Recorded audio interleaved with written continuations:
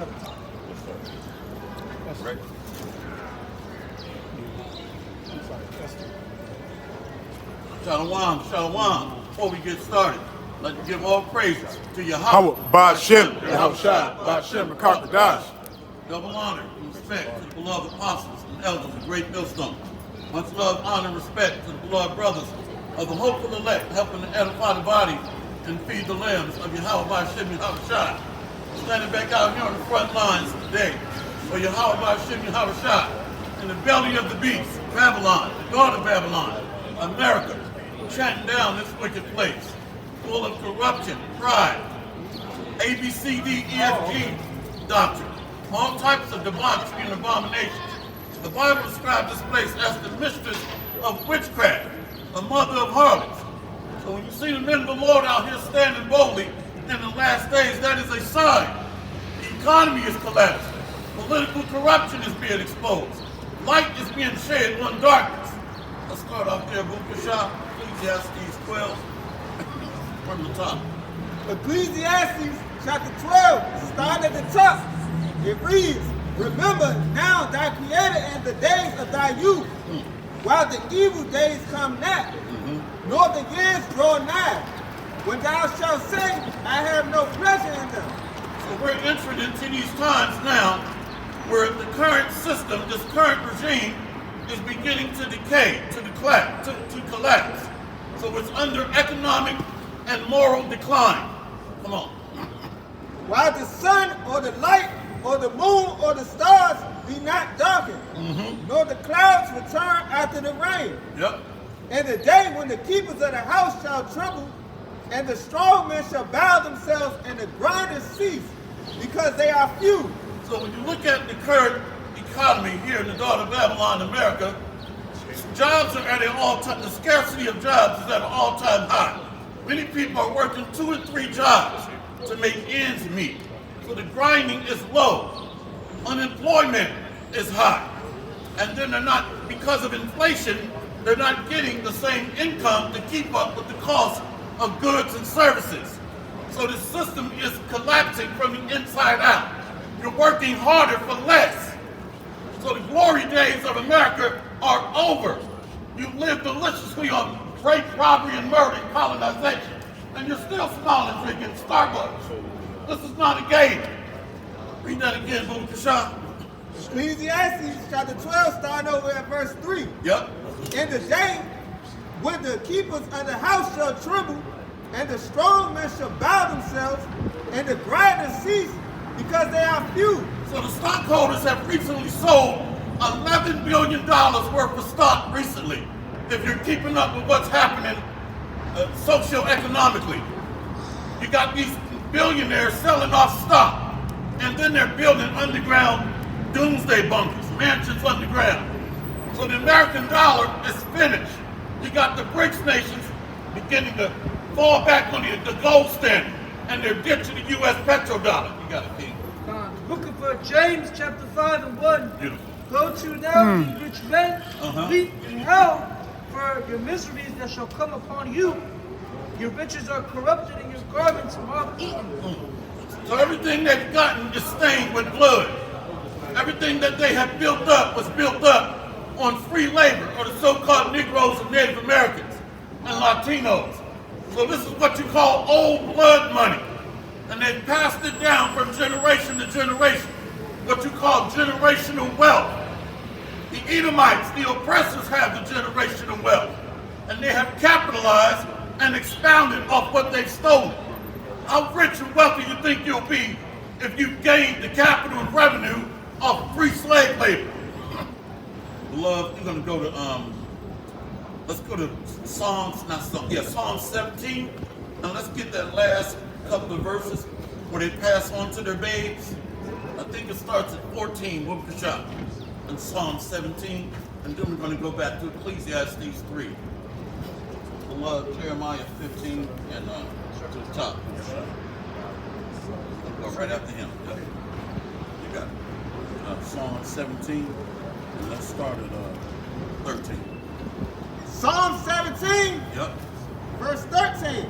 Arise, O Lord, disappoint him, cast him down, Deliver my soul from the wicked, which is thy sword. So that he, and being delivered from the oppressor, the ruler of Sodom, of spiritual Sodom and Gomorrah. The Most High says his eyes is upon the sinful kingdom. So it's speaking to the rulers, which is the wicked, pursuant to Job 9 and 24. So the sword is Esau, the so-called white man. You got it, King. Verse 14 is the point. From men which are thy hand, Yep.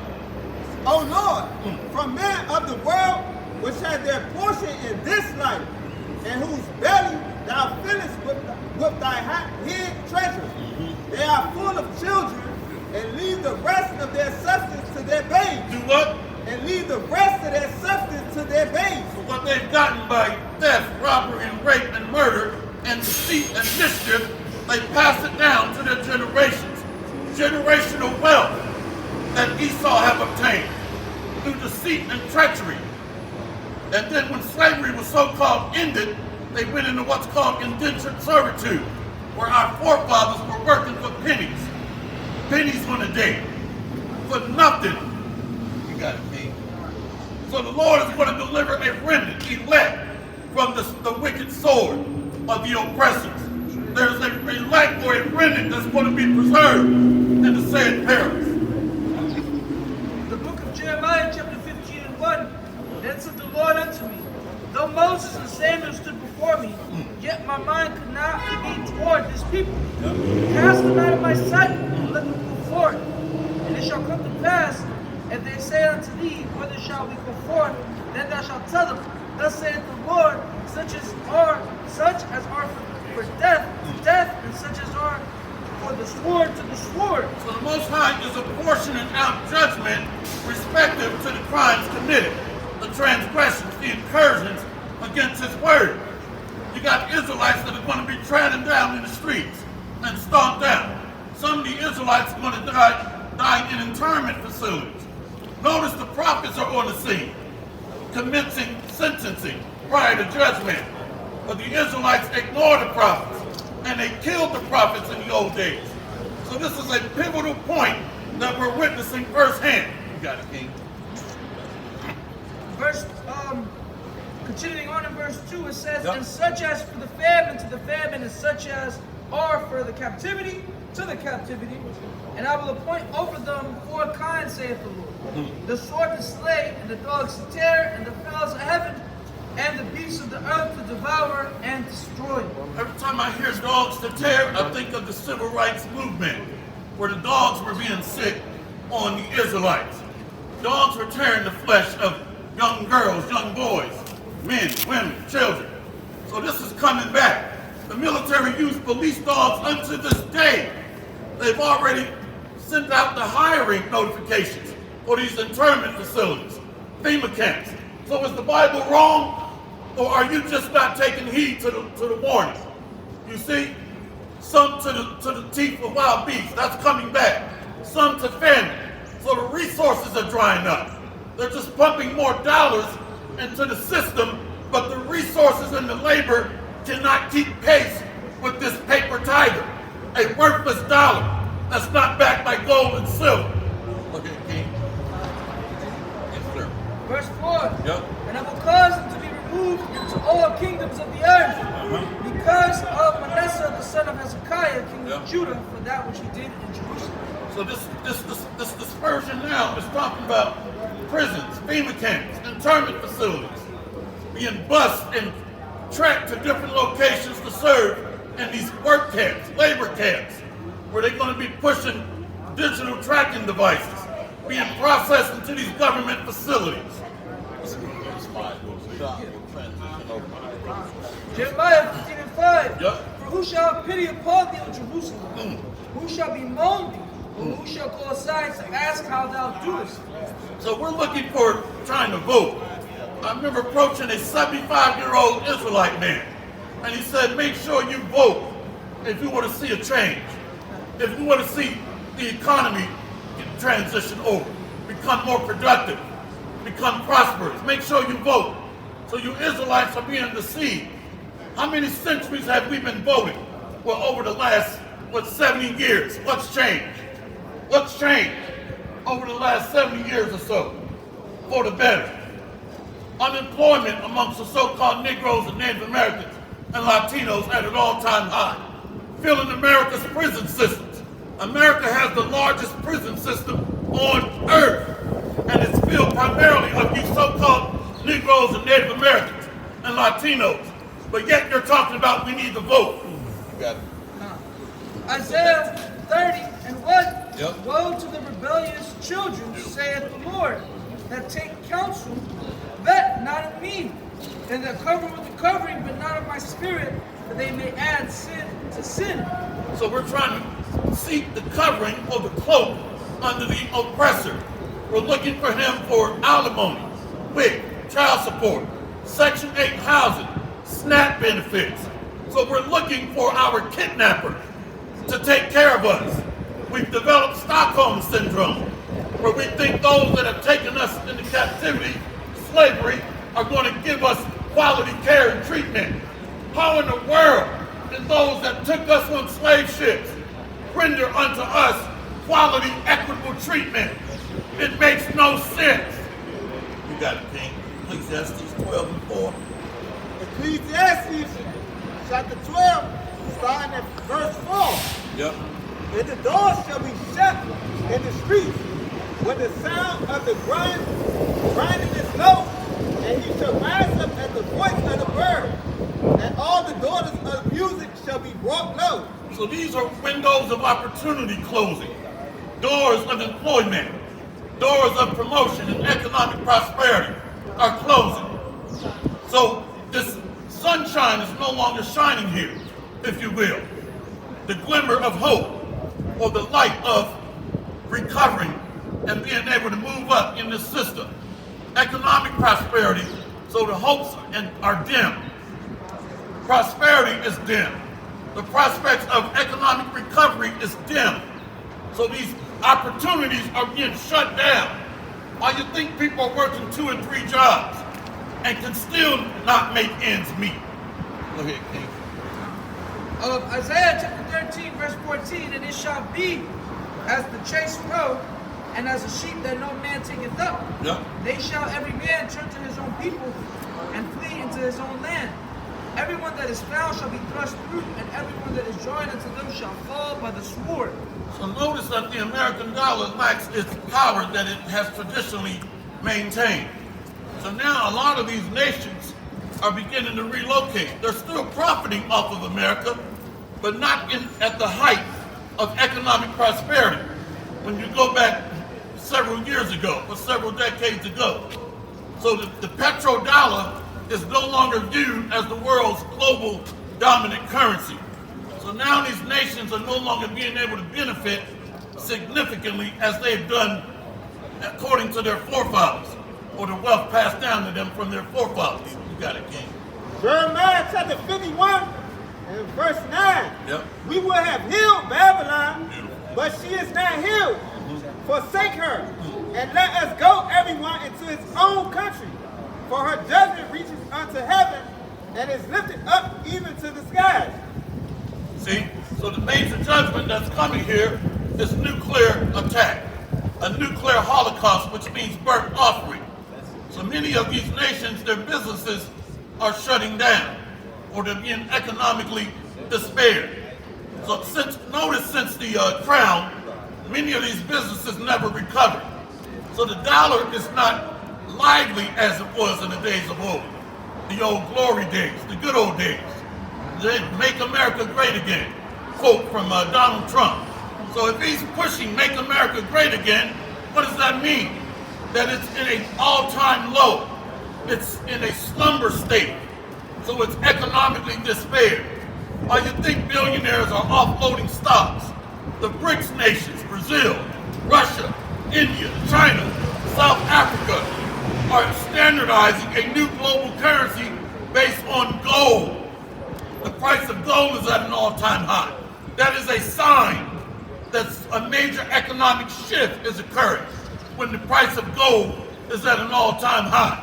Let's go back to Ecclesiastes 12, verse 4. So remember that Nixon around 1972 he made a deal with the so-called Middle Eastern nations like Saudi Arabia, the United Arab Emirates, to transition the global currency, or primarily America, based on the petrol standard, petroleum base. But now these nations are switching over to backing their currency on gold and silver and other precious stones. You got it, King. Ecclesiastes chapter 12, continue on at verse 5. Yep. Also when they shall be afraid of that which is high, and fear shall be in the way, and the almond tree shall flourish, and the grasshopper shall be a burden, and desire shall fail. Because man goes to his long home, and the mourners go about the streets. Or ever the silver cord be loose, or the golden bowl be broken, or the pitcher be broken at the fountain, or the wheel broken at the cistern. Then shall the dust return to the earth as it was, and the spirit shall return unto God, who gave it. So we're approaching that time of judgment. We're in the window where this man is getting ready to be unleashed. This man being who? Esau, Edom, the ruler of spiritual Sodom and Egypt. So massive judgments are getting ready to take place. When you look at that word Holocaust from these nuclear missiles, that goes back to burnt offering. So you can see the accuracy of the scriptures. The Lord has a sacrifice in Basra. Matter of fact, we'll jump to there real quick, and come back to that. Isaiah 34, and 5. We're approaching that time where this altar, America, is getting ready to be on flames, where the Most High is getting ready to require that which is past. So these spirits that are committing iniquities, they have to pay with their blood, but the elect is covered by the blood of Yahushua. You got it, King. Isaiah 34, Yep. verse 5. For my sword shall be bathed in heaven. Behold, it shall come down upon Idumea, and upon the people of my curse the judgment. Yep. The sword of the Lord is filled with blood. It is made fat with the fatness, and with the blood of lambs and goats, with the fat of the kidney of rams. For the Lord hath sacrificed in Basra, and a great slaughter in the land of Idumea. So these nuclear missiles is going to create a major sacrificial altar. The blood of rams and goats is talking about the wicked, the Edomites, and the wicked 2/3 Israelites that are rebellious, that are ignoring the sounds of the trumpet and the alarm. Let's go back, to Ecclesiastes 12 and 6. While he's getting that, Psalms 140, then we'll come back to you. Psalm chapter 140 and 1. Yep. Deliver me, O Lord, from the evil man. Preserve me from the violent man, which imagine mischiefs in their heart. Continually are they gathered together for war. They have sharpened their tongues like a serpent. Adders, poisonous under their lips. See, so this is describing judgment to the wicked. But the elect is going to be preserved. King David in the spirit is saying, deliver me from the violent man. Remember, King David prophesies about the daughter of Babylon, America, through the spirit, which is absolutely amazing. Here it is, a man was on the earth around 1000 BC. How in the world is he fast forwarding and projecting into the future of America? The Bible is amazingly powerful. You got it, King. Ecclesiastes chapter 12, continuing on at verse 6. Yes, sir. Or ever the silver cord be loose, or the golden bowl be broken, or the pitcher be broken at the fountain, or the wheel broken at the cistern. Then shall the dust return to the earth as it was, and the spirit shall return unto God who gave it. Vanity of vanities, saith the preacher, all is vanity. And moreover, because the preacher was wise, he still taught the people knowledge. Yea, he gave good heed and sought out and set in order many proverbs.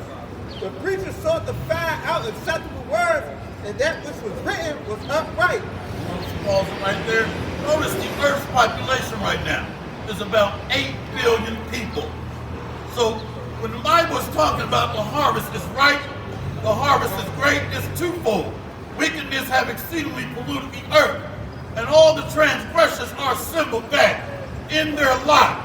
So the harvest is ripe, ready for the picking, and simultaneously the elect is flattened up with wisdom. So the Most High is poetic. The elect is being made fat and ripe, prospering in wisdom and knowledge, juicy if you will, just looking just luscious for the Lord.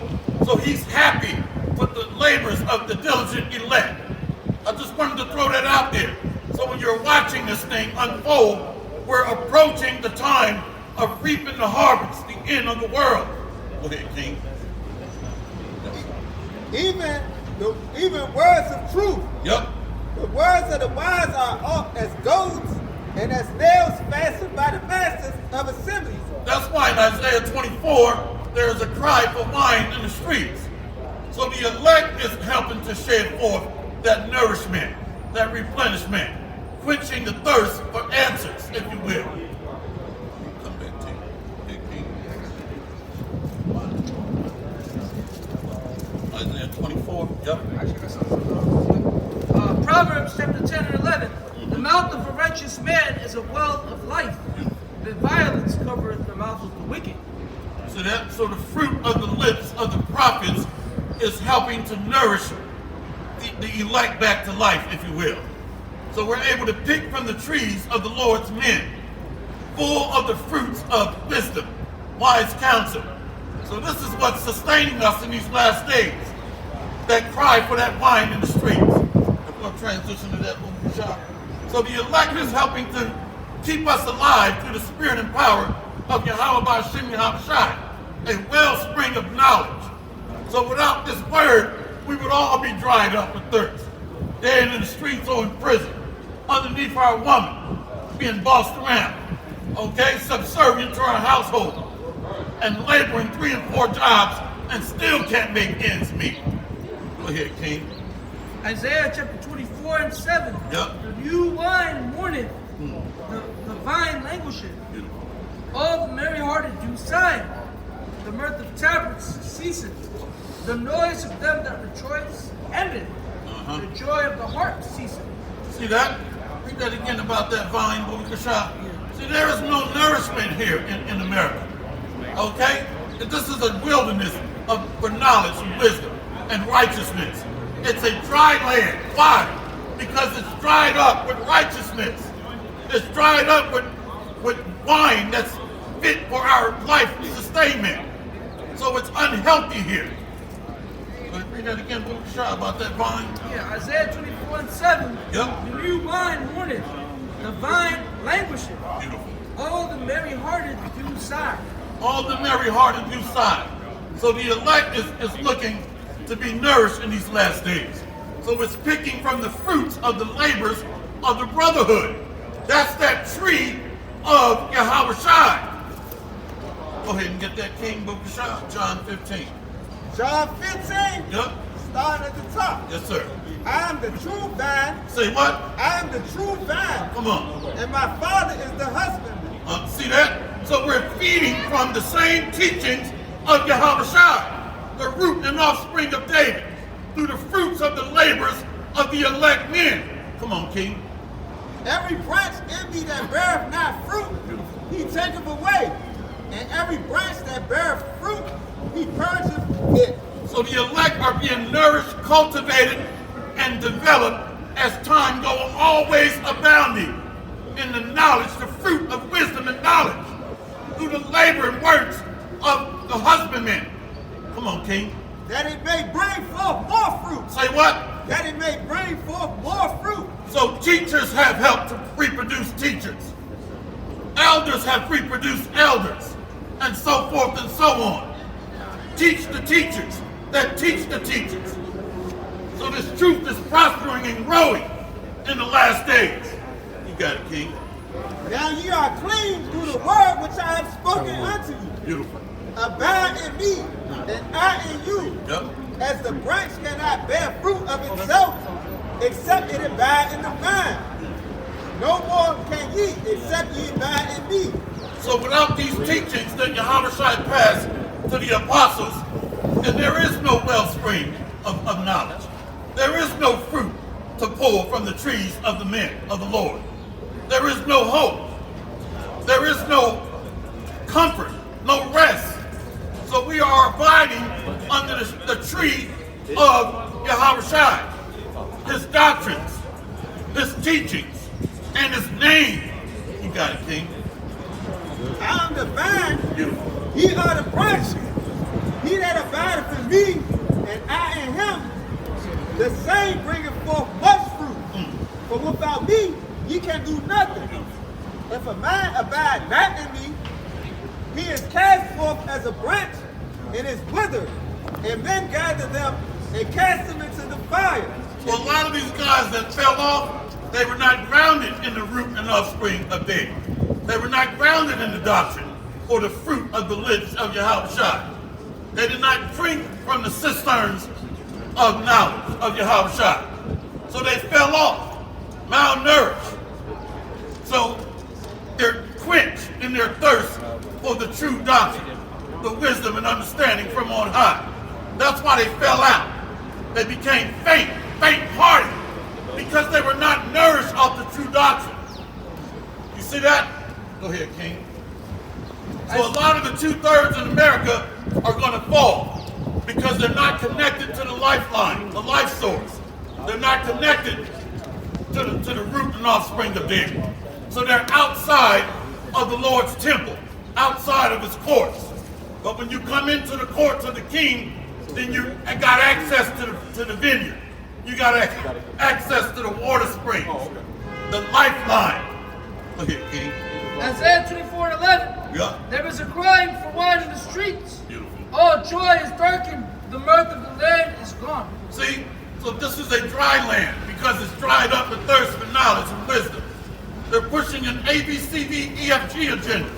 They're pushing eugenics, depopulation. We go to get healed, and we go to obtain health and wellness, only to be drowned with synthetics and petroleum-based, laboratory-made medicinas. So this place is dried up with the knowledge of the ancient men, the herbs, the natural oils, the natural spring water, the substance of the earth. So that wisdom goes back to our fathers. Seek ye out of the book the wisdom of our fathers, the ancient men. So that knowledge is being rekindled. The vineyard of the Lord is being watered and nurtured, springing forth life and wisdom. So these are the fruits of the lips of knowledge in the Lord's vineyard, where the elect is being nourished and brought back to health and life. Isaiah 32, book of shop. And let's start at verse 9. You got it, King. This is Isaiah 32:9. Yep. Rise up, ye women that are at ease. Hear my voice, ye careless daughters. Give ear to my speech. See that? So when the king, up-and-coming kings and priests are out teaching, that is a sign that major chaos is getting ready to unfold in the street. Upwards of 20 million foreign illegal migrants are operating within the borders of America. These are paid, hired mercenaries, being paid upwards of $10,000 to $12,000 a month, giving a phone, giving hotel rooms, giving all types of food stipends and vouchers. So this is an internal army that's being equipped and being raised up to go against angry citizens. They're not here because they want to help take part in the American dream.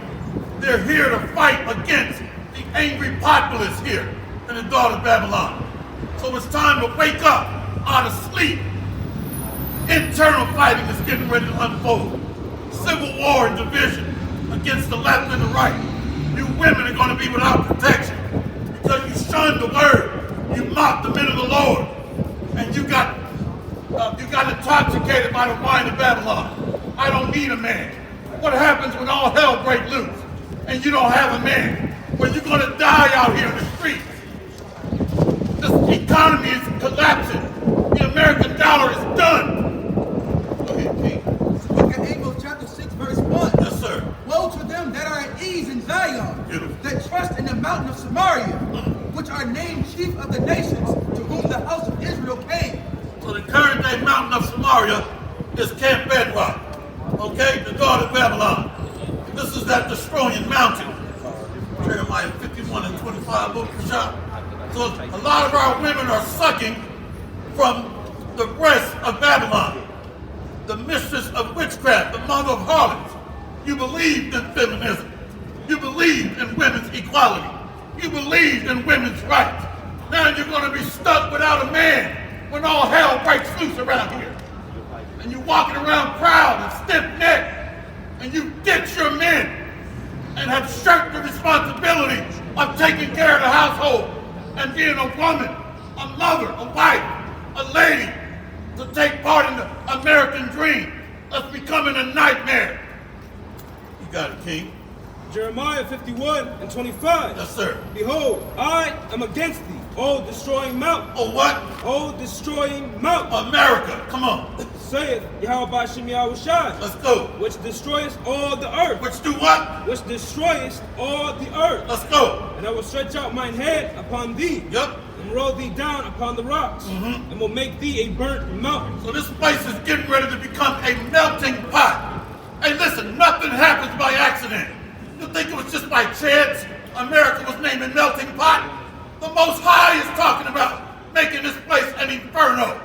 Hot liquid lava. That's the lake of fire. America, not underground with some man wearing red spandex and a goddamn dinner fork. This is going to be the lake of fire. You got it, King. Back to Amos 6 and 1. Book the shot. What? Okay, take your time. Keep reading.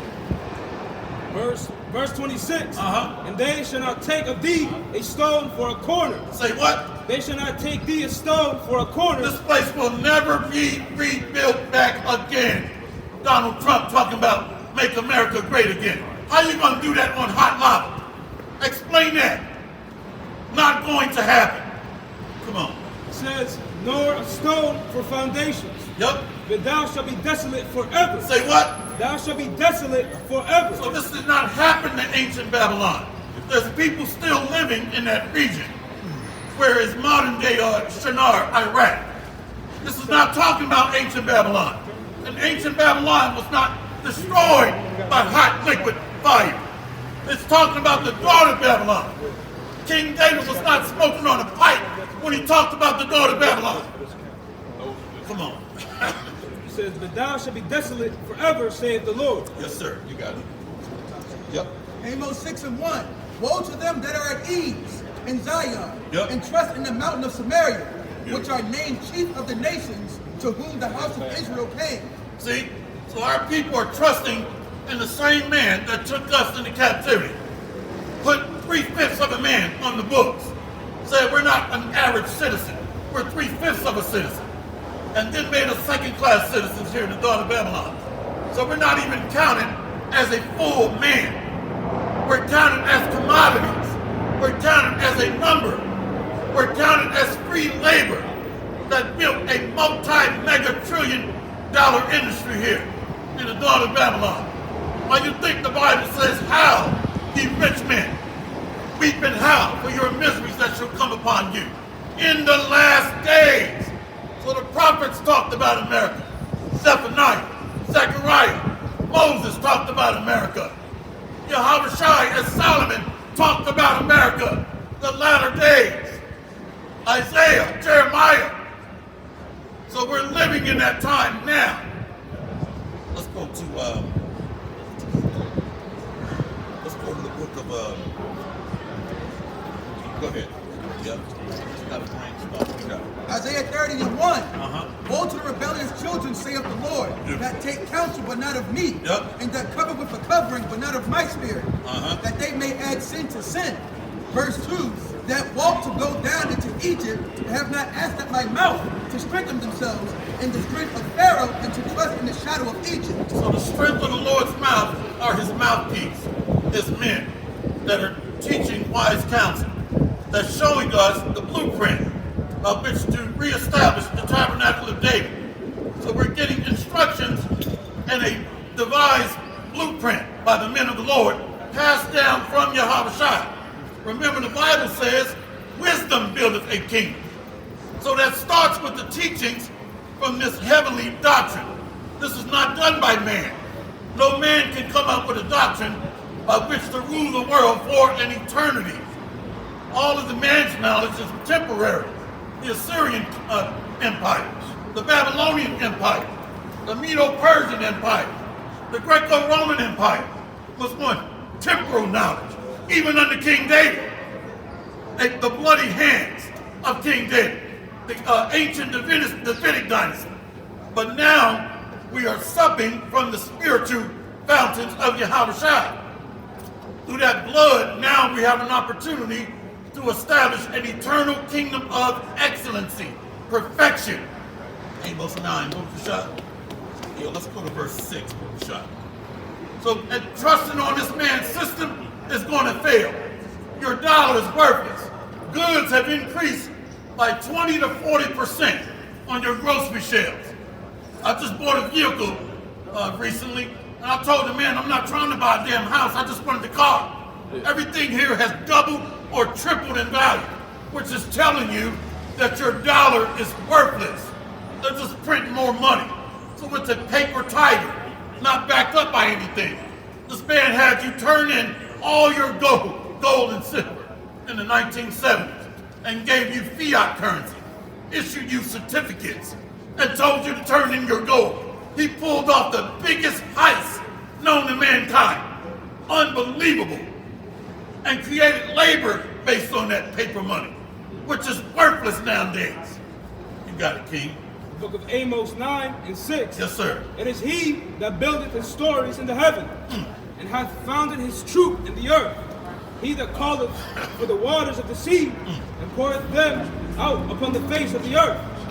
The Lord, Yahweh Shai is his name. Yeah. See that? So, only through the spirit and power of Yahweh Shai can we drink from those fountains of eternal waters. So he's planting or building a garden. This is the new Garden of Eden, if you will, or paradise. But it starts with the instructions. We need instructions by which to build. Go ahead, King. 7th verse. Yep. Are you not as children of the Ethiopians unto me, O children of Israel? Saith the Lord. Come on.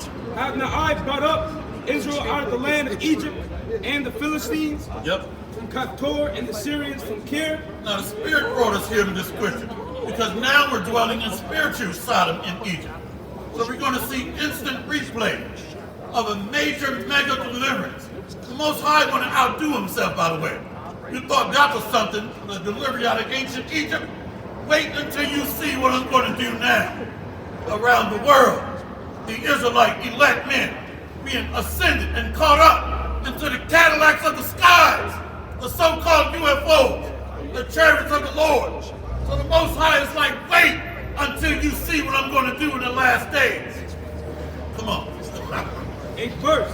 Behold, the eyes of the Lord power are upon the sinful kingdom, and I will destroy it from off the face of the earth. So he's speaking to the rulers of Sodom and Gomorrah, the Edomites, the so-called white man. They took the American dream and they projected it to Africa, to so-called Europe and Asia.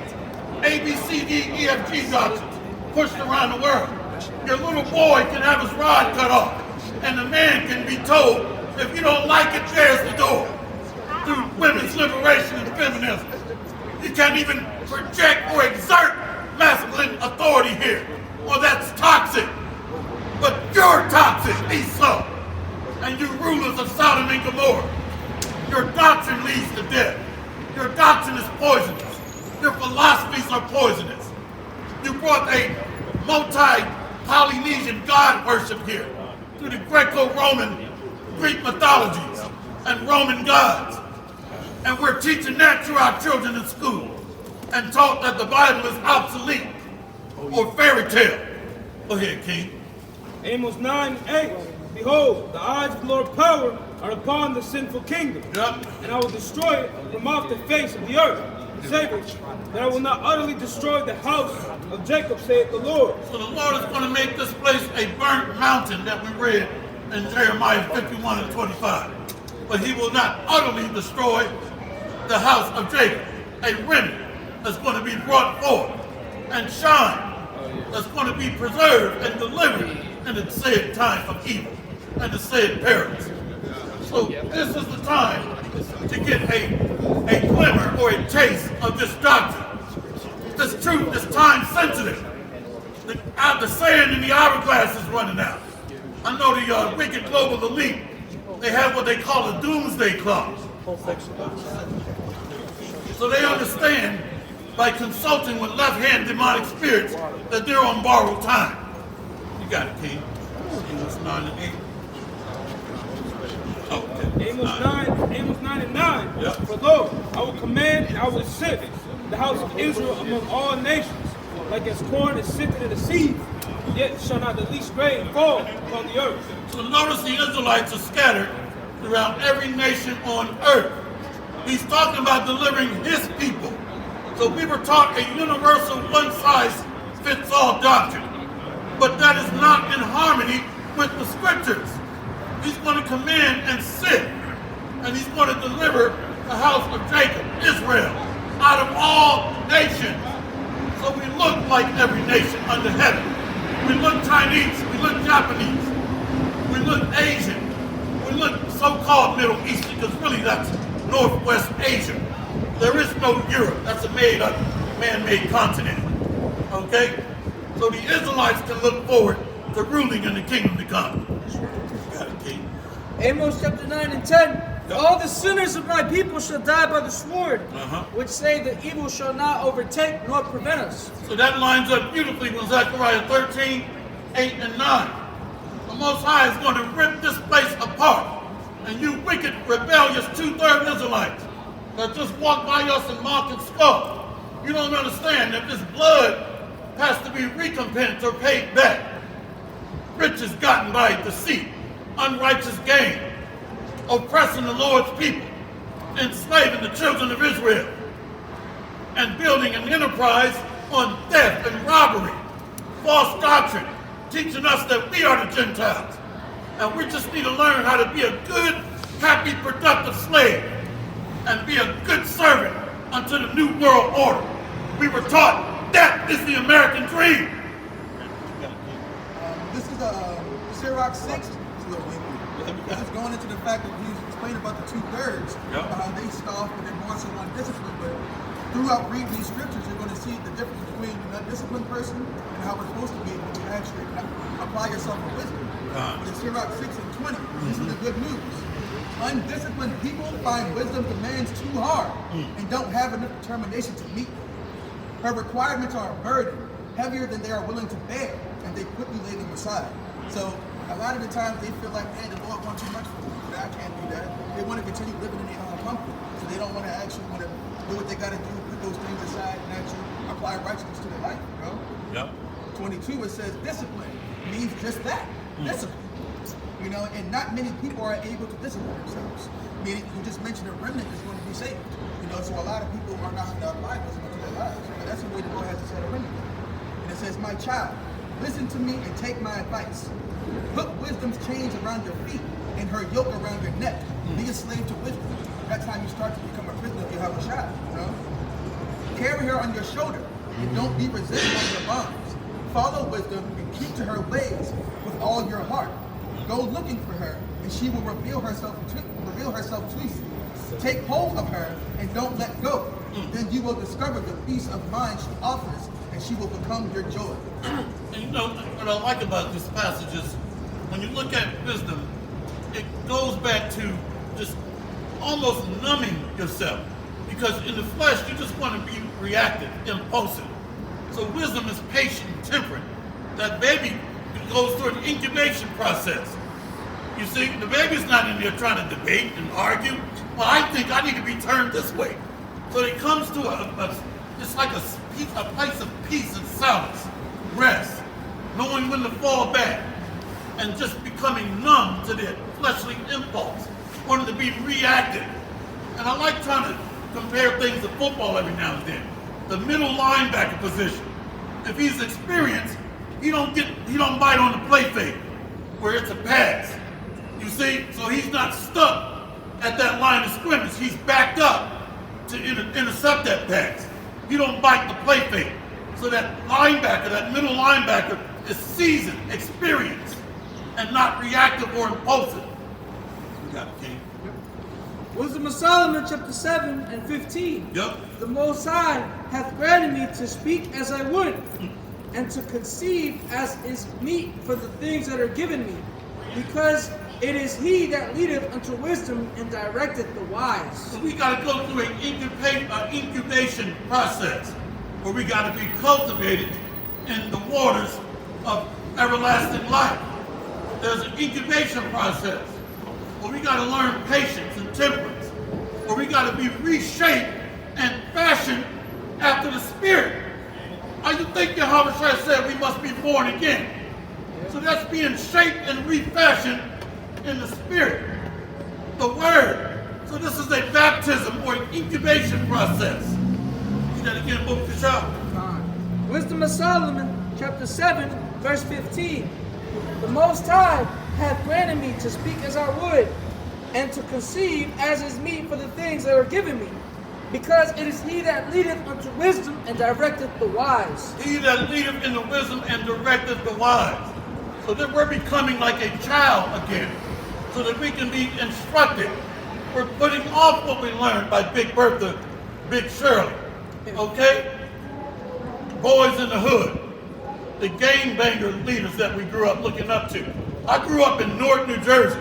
The gangbangers, they were like kings in my eyes. I wanted to be like Ray Ray and Pookie. They had all the girls, but these were straight niggas. But I looked up to them because they had all the flashiness, nice cars and jewelry, gold. But that's not the way. It leads to death. Pookie and Ray Ray is in a casket now somewhere. Returned back to the earth because they were grounded in the ways of this world. So this is the way that leads to life. You got it, King. Continuing on. Yup. For in his hand, Wisdom of Solomon 7 and 16. Yes, sir. For in his hand are both we and our words, all wisdom also, and knowledge of workmanship. Knowledge of workmanship. Did not Peter say that we should not be fashioned after the ways of this world? So we're being re-chiseled and sculpted in the image of the living power. So this takes a spiritual baptism to be born again and not living after the ways of this world, chasing after clout. Everything here is going to pass away with a great noise. A nuclear strike by Russia. And they've recently gone on record saying they're ready to attack any moment now. This place is built on blood. We're going to come back to you. Go ahead, King. The book of John 3, we must start from verse 5. Yep. Yahweh answered, Verily, verily, I say unto thee, except a man be born of water and of the Spirit. Say what? Except a man be born of water and of the Spirit. Let's go. He cannot enter into the kingdom of God. That which is born of the flesh is flesh, and that which is born of the Spirit is spirit. So this is why we don't blend in here. Because we're looking forward and upward towards a new Davidic dynasty. We cannot be satisfied here of temporal things. Money, hoes, and clothes, all the nigga knows, that's died out and played out. We're looking for an eternal kingdom built on righteousness, glory, and majesty. We believe in the promises made to Abraham, Isaac, and Jacob. We believe in the new bodies, immortality. That's a foreign language to the average Pookie and Ray Ray, or Big Mama and Big Bertha and Big Shirley. They're just like, come your ass home, boy, and sit down somewhere. Okay? And sit down in color. But we're telling Big Mama, no, you sit down. Because we believe in the promises made to our fathers. But it takes a renewed way of thinking, a new outlook and perspective to be thinking and moving in the spirit of the divine counsel. Read that again, Book of Shah. John 3, verse 5. Yes, sir. Yahweh answered, Verily, verily, I say unto thee, Yep. except a man be born of water and of the Spirit, he cannot enter into the kingdom of God. That which is born of the flesh is flesh, and that which is born of the Spirit is spirit. Beautiful. Marvel not, I said unto thee, you must be born again. I'm going to get what that baptism is on Ephesians 5 and 26. We'll come back to you, though. We got it, King. Oh, you want more on this one? He's going to go first. Yeah. What is that baptism? Oh, we've all been brought up in the church to believe you got to be literally dipped in water to be baptized. The Bible speaks in parables, analogies, and metaphors. So the word is likened unto living waters, a fountain of life. Because what it does is it cleanses our conscience, the old man, the old way of thinking. So this is a divine sanctity where we're being cleansed and prepared to transition into the new phase, the eternal promises, the new kingdom. But we can't enter into the kingdom with mortal thoughts and flesh.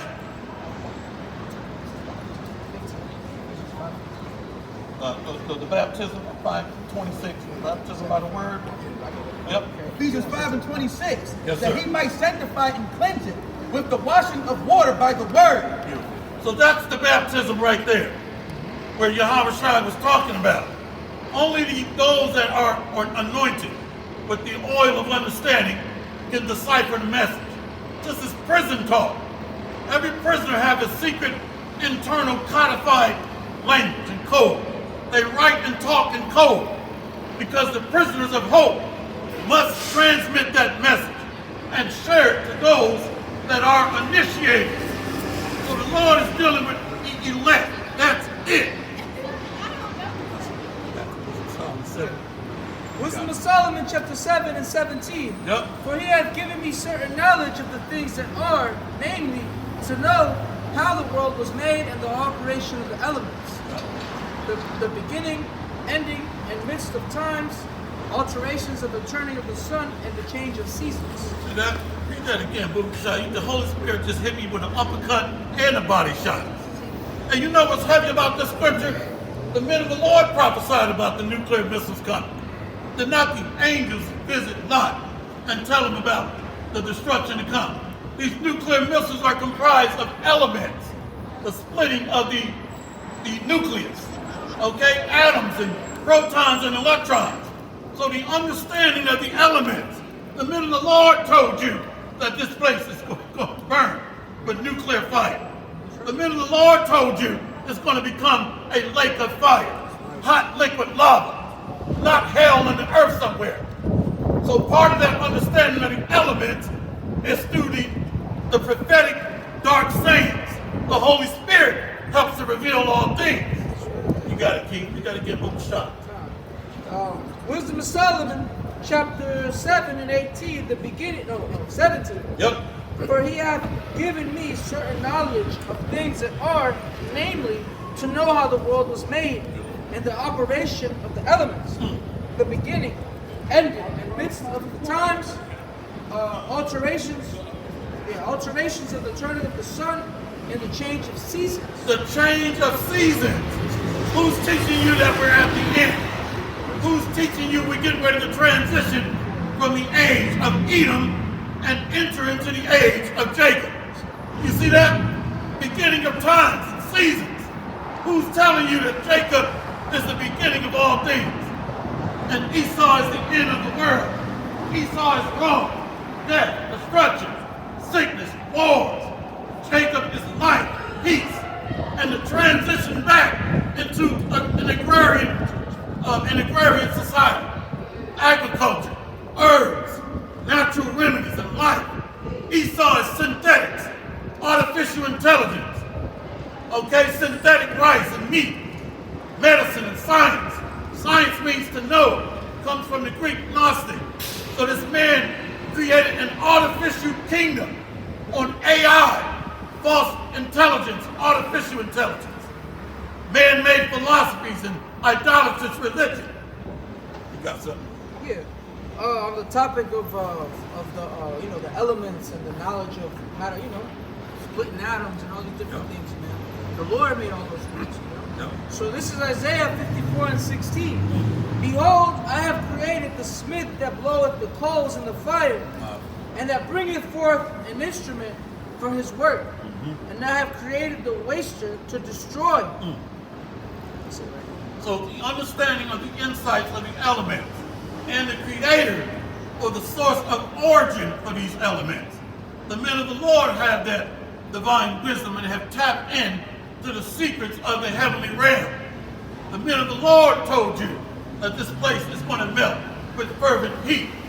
The heavens is going to pass away with a great noise. The men of the Lord told you that's going to be initiated and ignited like intercontinental ballistic missiles.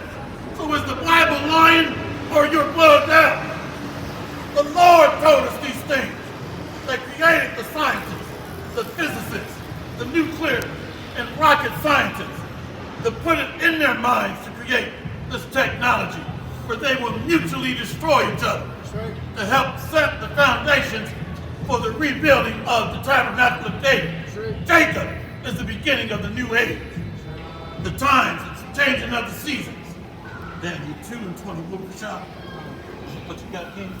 This is just going back into the baptism, because you said that baptism was in the washing of the water of the word. Yep. Water of the word, right? But it's also baptism by fire, that person, the persecution might go through when they test your faith. This is Matthew 3:11. I indeed baptize you with water unto repentance. But he that cometh after me is mightier than I, whose shoes I am not worthy to bear. He shall baptize you with the Holy Ghost and with fire. You know, so just to go into that more, just like it says in Sirach 2, you know, that fire, that furnace of a person is going to build us up, to build our faith, to make us acceptable men to the Lord. So I want to get another one going quick in Sirach 2:5. For gold, gold is how we're likened it to. You put gold into a furnace, which is a hot box that heats up. What it does is it strips those impurities called dross right off the gold to make it pure again. And we're likened it to gold to make sure we're actually going to be worthy of that sacrifice. In order to do that, we got to give a sacrifice seasoned with salt. What good is salt when it's been about the saltiness? It's no good to you. It's not right. So we actually got to do make sure we have a worthy sacrifice given to you. Sirach 2:5, gold is tried in the furnace of adversity. And except when gold is tried in the fire, it's acceptable men. The furnace of adversity. See, so that the final phase of our transition, that final phase is going through the straight and narrow path that Yahushua set before us. Remember, he is a trailblazer. So he went through that path of difficulty, being afflicted and tormented, suffering in the flesh, so that the spirit can be strengthened and lifted up, exalted, raised up.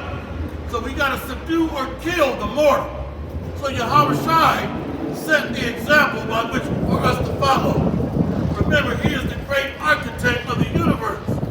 So that same path that he set forth, we're being shaped and fashioned in like manner. The fiery trial of adversity, being beaten and whipped with many stripes of affliction. So there is no eternal reward or promise without suffering first and mortifying our members. So this comes with being tried and tested, like gold in the fire. The Most High compares this elect to fine gold. Gold is precious, it's rare, hard to find. Okay, you can find earth and clay pretty much anywhere you go. So it's plenteous. But there is a small little sanctuary that's being built of precious rare metals. The Lord's elect, tried and tested, fine gold and silver, that are taking on the spirit of the Most High through his Son, Yahushua. So we're being made precious in the sight of the Lord, Yahweh B'Hashem Yahushua.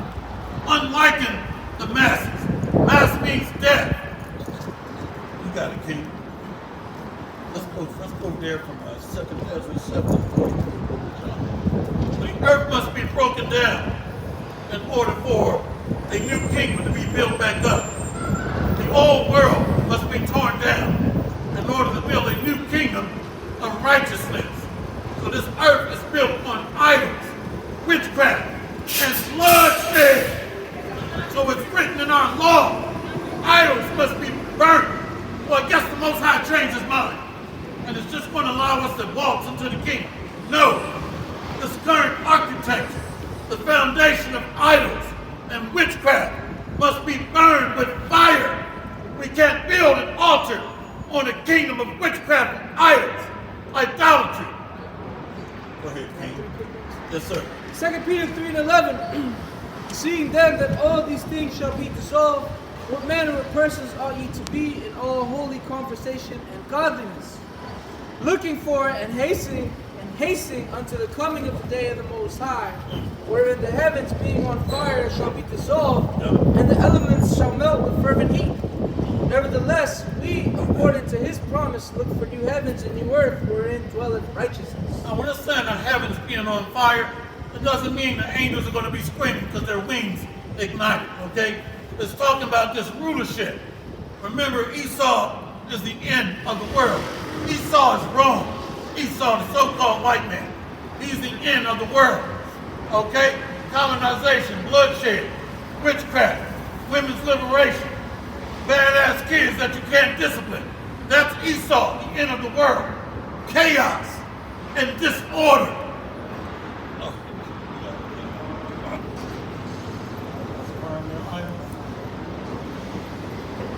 Yep, let's do it. Deuteronomy 7 and 25. Yep. The graven images of their gods shall you burn with fire. Thou shalt not desire the silver or gold that is on thee, nor take it unto thee, lest thou be snared therein, for it is an abomination to the Lord of thy power. See, so the Most High does not change. When you look at Washington, D.C., the entire architecture is built on masonry, ancient witchcraft. What it does is, it helps to tap into the ancient gods of Egypt and Greek and Rome. When you look at the architecture and the blueprint Washington, D.C. is built on. So it taps into these demonic entities of the gods of the other nations. I feel a certain way when I come to D.C. This place is under heavy, dark energy and enchantment. That's why a lot of people are walking around zombified. But there is no enchantment against Jacob. He left. But this place is built on idolatry. That's why it's got to burn, according to our law. Read that again, Bukasha. Deuteronomy 7 and 25. It says, the graven images of their gods shall ye burn with fire. Beautiful. Thou shalt not desire the silver or gold that is on thee, nor take it unto thee. Wait a minute, we got Jake trying to get wealthy here. They're getting just puffed up with pride. The Most High is going to melt this place. Remember, rich is gotten by the sea. It's cankered. It's built on blood. So how are we going to take anything with us? Everything here is going to pass away. So I guess Apostle Peter is lying now. So is Apostle Peter lying? It says the elements shall melt with fervent heat. That story in under Joshua, where that Jake stole some of the artifacts and the gold. The idols and the gold. His entire family was taken out. So is the Lord playing? He's not playing. Everything here is cursed. And we can't take it with us. You got something about? No, I was saying I think his name was Achan. Wow. In Joshua. Achan. Now remember, the Most High killed him and his family. So the Most High does not change. So those that are trusting on idols, mammon, wealth, that's built on treachery and robbery, you're going to die with that covetous heart. Because you're not born again. A reborn mind is built on spiritual things. It's looking for an eternal promise of a righteous kingdom. Not a kingdom of theft and robbery, deceit and mischief. Everything here is done by hustling and treachery.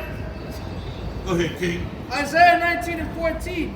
The Lord hath mingled a perverse spirit in the midst thereof. Yep. They have caused Egypt to err in every work thereof, as a drunken man staggereth in his vomit. See, that's that delirium that the average American citizen is under. You walk up to a woman nowadays and, hey, yo, honey, how you doing? She walk up to you like a man with her fist balled up. Masculine as hell. Like what? Unbelievable. Or if you go up to a man, he's got on a pink bonnet and some damn stiletto high heels. So everything here is out of order. If a man tries to tell his wife, you cannot cut off a 6-year-old boy's rod, the damn woman kicks him out of the house and accuses him of abuse and damn male chauvinism. So nothing is done to standard here. Everything is out of order. Our women are married to the beast system. Child support, alimony, Section 8 housing. The men are rendered powerless. And if they argue against it, they're thrown in jail and kicked out. How in the world are you thrown out, but you're the head of the house, according to the Bible? So nothing here is righteous. Nothing. Let's go to Psalms 82, all the foundations of the earth. So the Lord has punished his kings and priests because we went off. We forsook the God of Israel, the God of Abraham, Isaac, and Jacob, and we cleaved unto the gods of the other nations, which really, when you break it down, idols, mammon, covetousness. So we were cut off from that spiritual cord, if you will, and we reestablished our trust and faith in what could not save us. Gods made by hand, gold and silver and mammon, and we worship the kings of these other nations and forsook our fountain or cistern of life. That's right. You got it, King. Yeah. Psalm 82, verse 5. Yep. They know not, neither will they understand. Uh-huh. They walk on in darkness. All the foundations of the earth were out of course. So now, hence, we're in the valley of the shadow of darkness. The valley of death.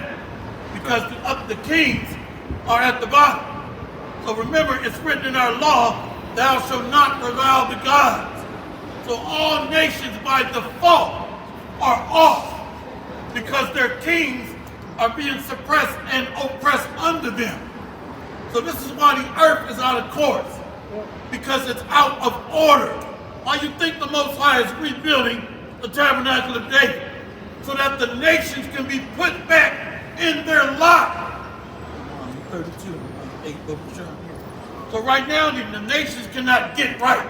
They can't get right if Jacob is at the bottom and serving underneath their women over the man. So all these nations are made to be out of balance and idolatrous and covetous. Hey, well, you know what? A lot of these other nations, their gods are women. Yeah. Cali and the gods of the Egyptians, they be a half man or a half beast, half woman. You know, they're women, so they're up under that vibration of the Queen of Heaven. You know. Yep. The Baphomet. Look up the Baphomet. It's a goat god with breasts. Hey, Esau is a straight freak. This man is crazy. Absolutely spot on. Look up the Baphomet, that androgynous spirit that has seeped into the minds of our men and women and children. That's right, yeah. Yup. Deuteronomy 36. Deuteronomy chapter 32 and 8. When the Most High divided to the nations their inheritance, when he separated the sons of Adam, he set the bounds of the people according to the number of the children of Israel. For the Lord's portion is his people. Jacob is the lot of his inheritance. So Jacob is being erected. The pillars of the house of David, built on that chief cornerstone or the foundation Yahushua made. The earth will not get back in course until the kings of Jacob are set back on thrones. No more feminism bullshit. You women are going to be put in your place and be happy about it. So the water Yahushua for this truth, for his Holy Spirit, and for the elders and the apostles that are laboring diligently to push this doctrine. The water Yahushua, Hashem Kakadash. So on.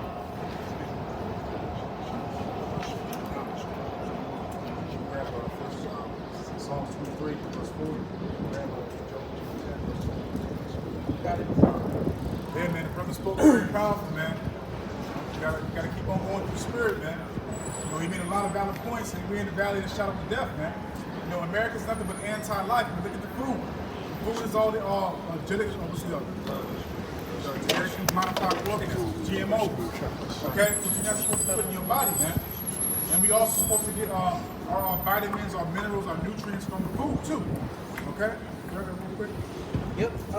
Psalm chapter 23. You said 23 and 4, right? Huh. Yeah. Psalm chapter 23 and 4. I think it's something to type. Psalm 23 and 1. The Lord is my shepherd, I shall not want. He maketh me to lie down in green pastures. And that's the elect, man. Okay, we don't want for nothing because we figure how about shit, how shine, man. Everything that we desire and need is given to us, man. Okay, because we're more on spiritual things, not on carnal things, okay? You know, just had a few reprobates try to marketize Hebrew names, prayers, all types of stuff, man. We'll pray for you for free, man. Okay? All these Israelites are about gain in this society, man. Everything's a dollar, man, currency, man. But nobody's sincere. Nobody has integrity, man. Continue. Yep. Verse 3. He restoreth my soul. He leadeth me in the path of righteousness. And that's what you're seeing amongst the four corners of the earth, man. You're seeing the Israelites being restored, man. Okay, being brought back to life. All right, you're seeing the house of David being reformed right in front of your eyes, man. Rebuilt up. Okay? Continue. It says, and thy staff. No, I skipped Salah. For Psalm 23:3. He restoreth my soul. He leadeth me in the paths of righteousness for his name's sake. Yea, though I walk through the valley of the shadow of death. It's like, what is the path of righteousness, man? It's what we read right now in these scriptures, man. Okay, seek the old paths, man. That's what we're doing, man. Continue. That's right. It says, I will fear no evil, for thou art with me. Thy rod and thy staff, they comfort me. Read 4 from the top again, brother. Yeah. Psalm 23:4. Yea, though I walk through the valley of the shadow of death, I will fear no evil. I will fear no evil. Why is that? Because we understand how Yahweh controls both sides, man. Okay, and also it says in the book of Proverbs, when a man's ways please Yahweh, even his adversaries, enemies, will be at peace with him, man. Okay, so as long as we keep on doing as we're instructed to do, we got protection, man. Yes, we'll be chastised. Yes, we'll go through the furnace of adversity. All these things to be purified, man. Okay, which it also shows in the book of Hebrews that the Lord loves you, man. That's right. Continue. Yeah. It says, thou preparest a table for me in the presence of mine enemies. Mm-hmm. Thou anointest my head with oil, my cup runneth over. Surely goodness and mercy shall follow me all the days of my life, and I will dwell in the house of the Lord forever. Amen. Self-explanatory, man. That's what you're seeing right now. Okay? Grab that real quick. This is the book of Job, chapter 10, verse 21. And it reads, before I go whence I shall not return, even to the land of darkness and the shadow of death. This is the land of darkness, the shadow of death. Okay? Babylon the Great, aka America. Okay? America means bitter, Babylon means confusion. The land of bitter confusion, man. That's this place right here that you're seeing, man. You can be as wicked as you want to be anything you want to be. You can be a goddamn piece of toilet paper if you want to. Okay? For real, seriously, man. Exactly, man. My pronouns is Scott, Sean. Once more, this is the book of Job, chapter 10, verse 21, and it reads, before I go whence I shall not return, even to the land of darkness, in the shadow of death. A land of darkness, as darkness itself, and of the shadow of death. This is it. Again, this place is anti-life. The so-called self-proclaimed white man, which is the Hebrew, the red Hebrew Edomites, they're anti-life. Okay, everything about these people is death, man. That's what they push, man. They push nothing but wickedness, man. They took the ways of Sodom and Gomorrah and elevated it, man. Okay, times a trillion, man. Okay? This man is nothing, is just completely against everything that Yahweh Shem Yahweh has formed. He believes that he can make it better. He can do it better. Okay? Period. We should not be having to go to the goddamn grocery store when they have a vitamin section in the grocery store, man.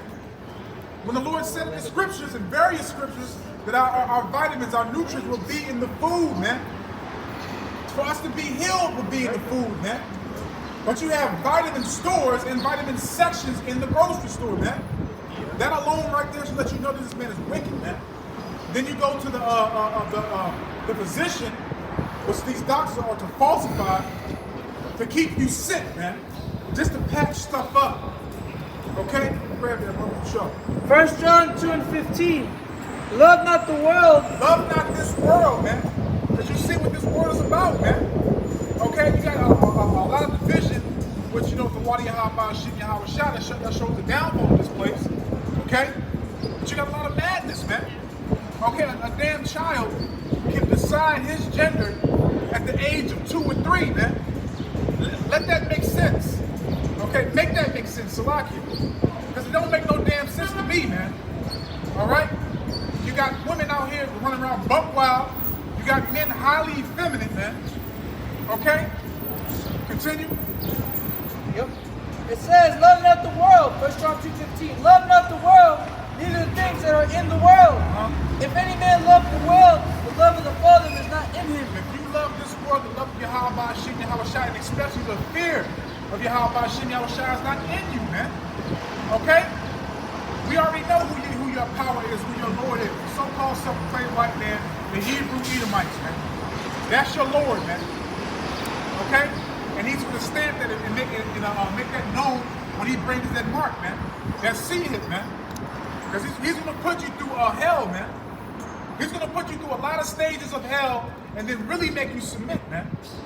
Okay? And a lot of you Israelites that claim you're in the truth, you're going to fold too, man. Read down. Yeah. Verse 16. For all that is in the world, the lust of the flesh, and the lust of the eyes. For all that is in the world, man. Okay? All that is in the world. Continue. Yep. For all that is in the world, the lust of the flesh, and the lust of the eyes, and the pride of life is not of the Father. The pride of life, man, because a lot of you Israelites take pride in your life, man. You don't want to sacrifice yourself, man. You want to save your life, man. And what did Yahweh Shai say, man? Those that try to save this life shall lose it, and those that try to lose their life shall save it. Roughly paraphrasing, man. Okay, you can grab it real quick, Papa Chuck. You know that I think something have to own by hand too. It's a lot. Grab it real quick while you come. Book of James, chapter 4, verse 4, and it reads, ye adulterers and adulterers. You adulterers and adulterers, man, okay? Because you got a lot of people, okay, even in the Israelite community, man, you know, passing around these women, man. Okay, they say they believe in the whole Bible, but yet they don't recognize Yahweh Shai, what he said about having a wife, man. Once that woman is married to that man, regardless if she leave that man, you cannot touch that woman, man. Unless that man be put to death. Thus said the scriptures, man. Okay, but you have a lot of Israelites that go back to the Torah and you go, see right here, it says, if you give her, she can go to another man. If you give her a bill of divorce, she can go to that man. Yahweh Shai gave the true understanding of that, man. You cannot touch her, man, unless. And also, too, Paul. Paul spoke about it. Okay? And you have a lot of women, man, that are trifling as hell, man. Look, once more, James 4, chapter 4, and it reads,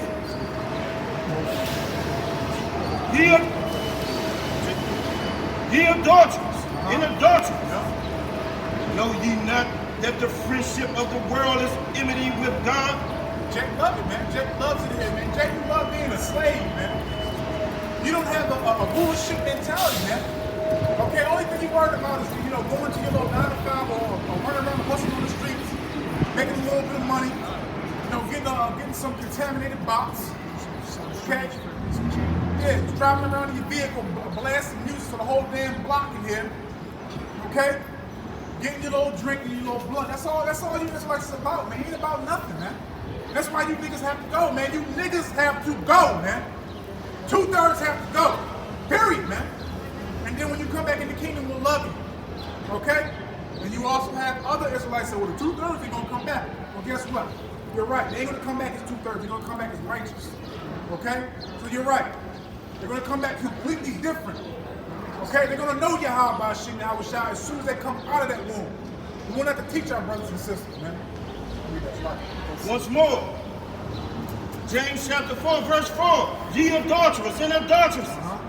Know ye not that friendship of the world is enmity with God? Enmity. What does that mean? Hatred.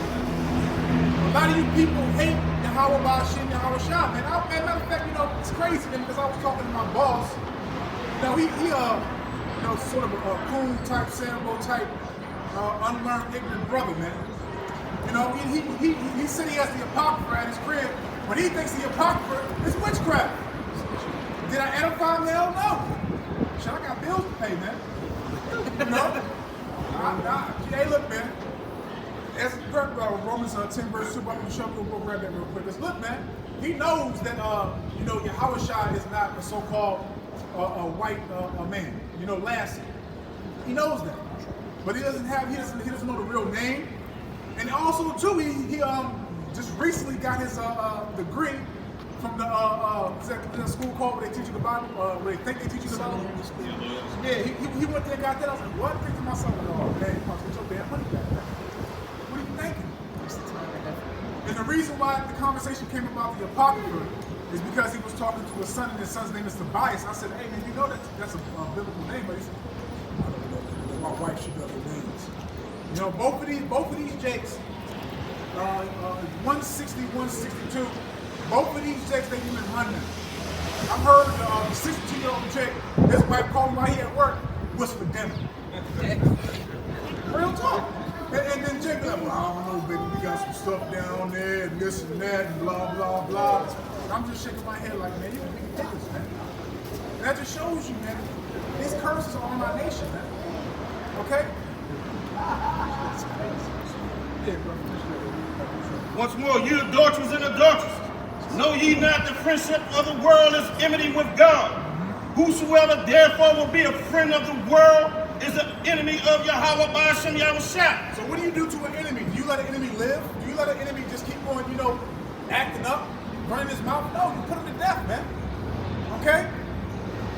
Our time is not the same time as Yahweh by Hashem Yahushua's time, man. So the Lord's actually fair that you wicked niggas, continue to be mad before judgment, man. Okay? 1 John chapter 2, verse 15. Love not the world, neither the things that are in the world. It had to come out twice. Read it again from the top. If any man love the world, the love of the Father is not in him. For all that is in the world, the lust of the flesh. The lust of the flesh, the lust of carnal things, the lust of committing adultery, the lust of, committing murder, the lust of doing all types of wickedness, man. Okay? Producing all types of things that are unprofitable to your flesh, man. And the lust of the eyes, and the pride of life. Pride of life, man. As it says in the scriptures, men shall become lovers of their own selves, man. Okay? And the truth too, man. All right? Is not of the Father, but is of the world. Is of the world. And who controls this world? Who controls this world? Esau, Edom, the goddamn devil that the Bible speaks of, man. Okay? The man that's anti-life. Go ahead. In the world passeth away. This place is going to pass away, man. So, hey, man, you Edomites, man, do what you got to do, man. Live it up. Get all the BP that you want. Max out your credit cards. Do all the narcotics that you want. You can live it up. Yeah, the Hunter Biden life. Yeah. Do it all. Continue. In the world passeth away, and the lust thereof, but he that doeth the will of Yahweh by Hashem Yahushua abideth forever. And what do? We do the will of Yahweh by Hashem Yahushua with sincerity and in truth, man. We're the only ones defending the gospel. We're the only ones correcting, reproving, rebuking, man. And y'all gotta wait emotional reaction to what we do according to the scriptures, man. Ain't nobody else doing it. Somebody gotta stand up for this truth. All right, we ain't out here merchandising. Come get this, come get that. Hoodies a Passover, $200 for a ticket. Fuck that, man. A lot of you Israelites don't fear Yahweh by Hashem Yahushua. This preaching and teaching is not enough, man. $300 Passover package. Man, like, come on, man. Really? Passover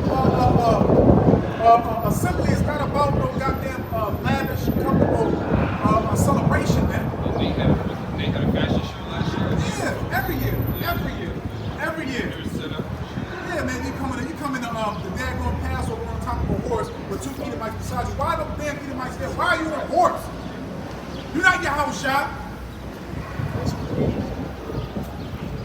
Proud, man. What up, Romans 10 verse 2? This year it's gonna be on a trailer. It's got clouds.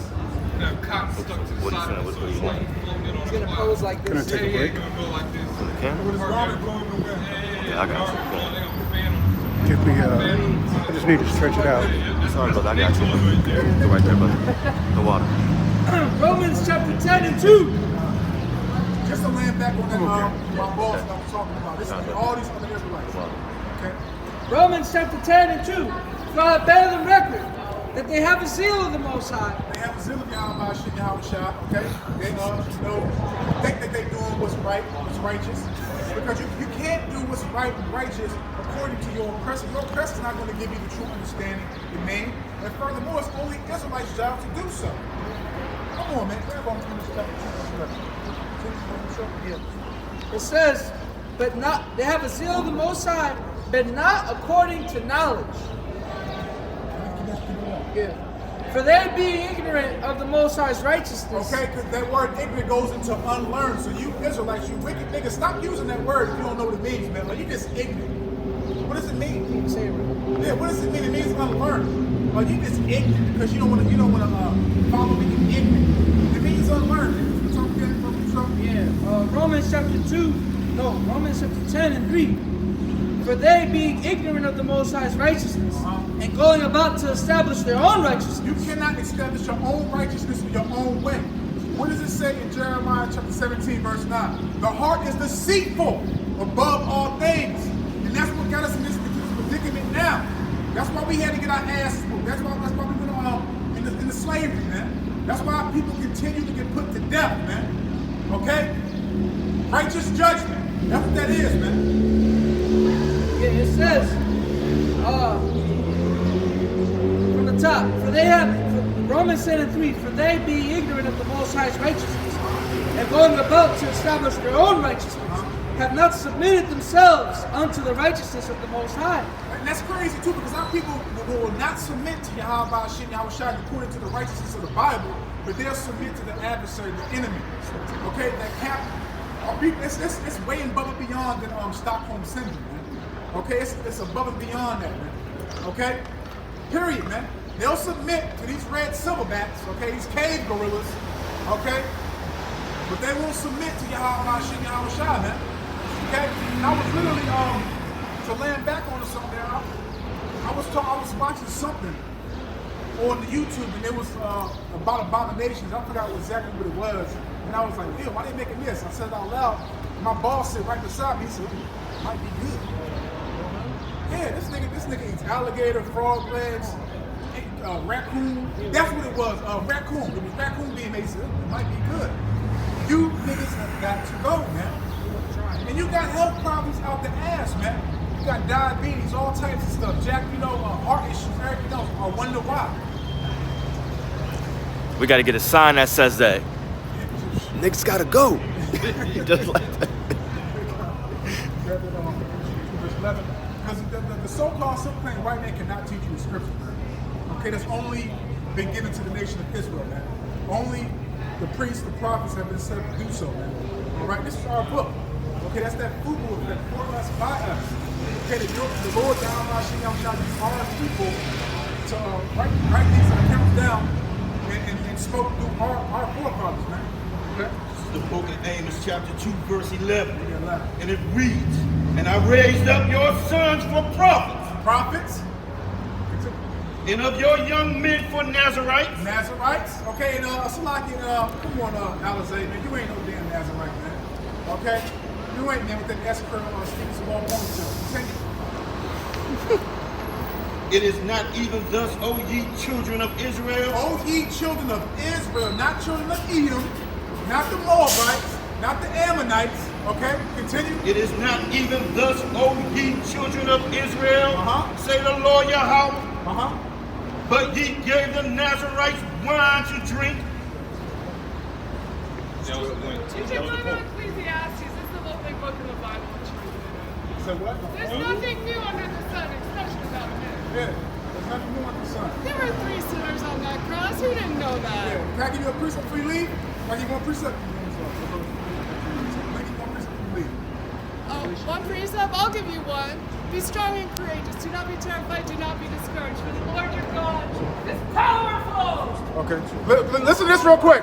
Listen to this real quick. Read it out loud. Yeah, read it. 13 and 9. Oh, Revelation 13 and 9. Yeah. Listen to this, ancient brother. Listen to this real quick. Revelation chapter 13, verse 9 says, if any man have an ear, let him hear. If any man have an ear, let him hear.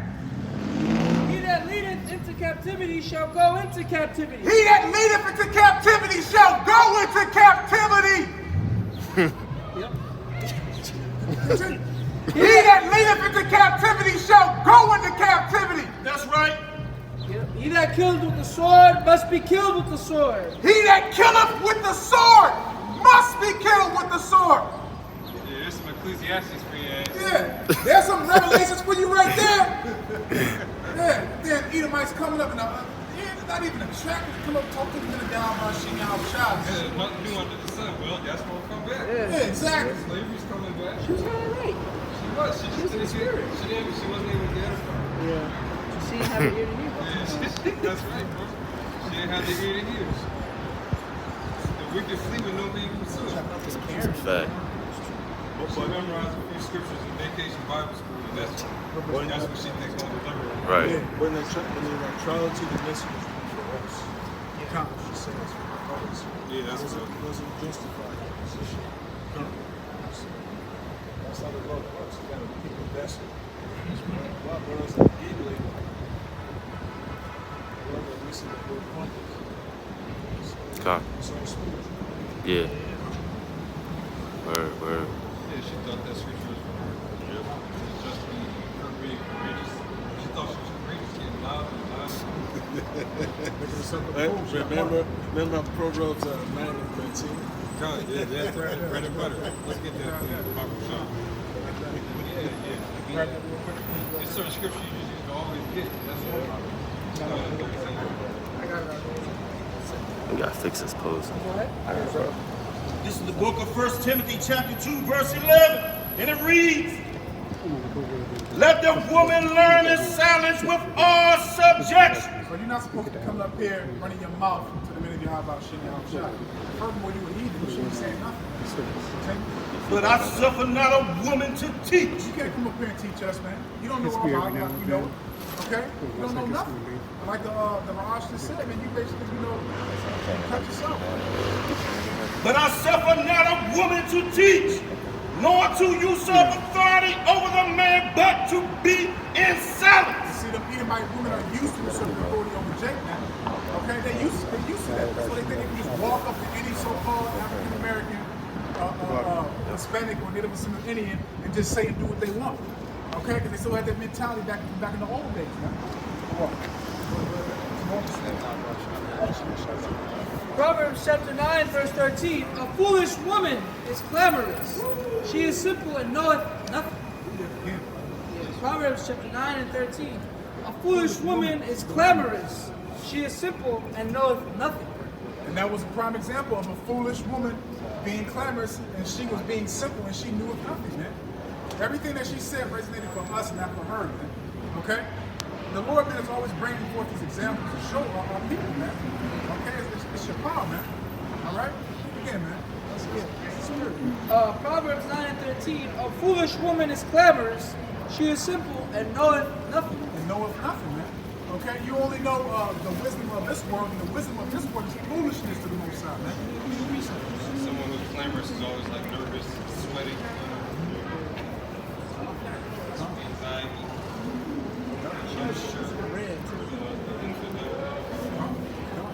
And she didn't want to hear the judgment. She scattered for that, and she was holding.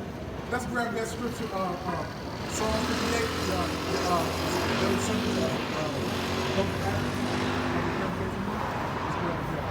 That's what she did, man. She literally put her hands over her ears, man. Okay? And that's the look. How about she have a shot? Beautiful. Psalms 58 and 3. The wicked are estranged from the womb. They go astray as soon as they be born. Speaking lies. Their poison is like the poison of a serpent. They are like the deaf adder that stoppeth her ear. She stopped her ears when Revelation 13, 9, and 10 came out. I don't want to hear that. No. And then turn around and say something. It just sound like Charlie Brown. That's what it sound like. Okay? But as soon as that Revelation 13, 9, and 10 came out, she stuffed those ears real quick with that little garden hat she had on. Okay?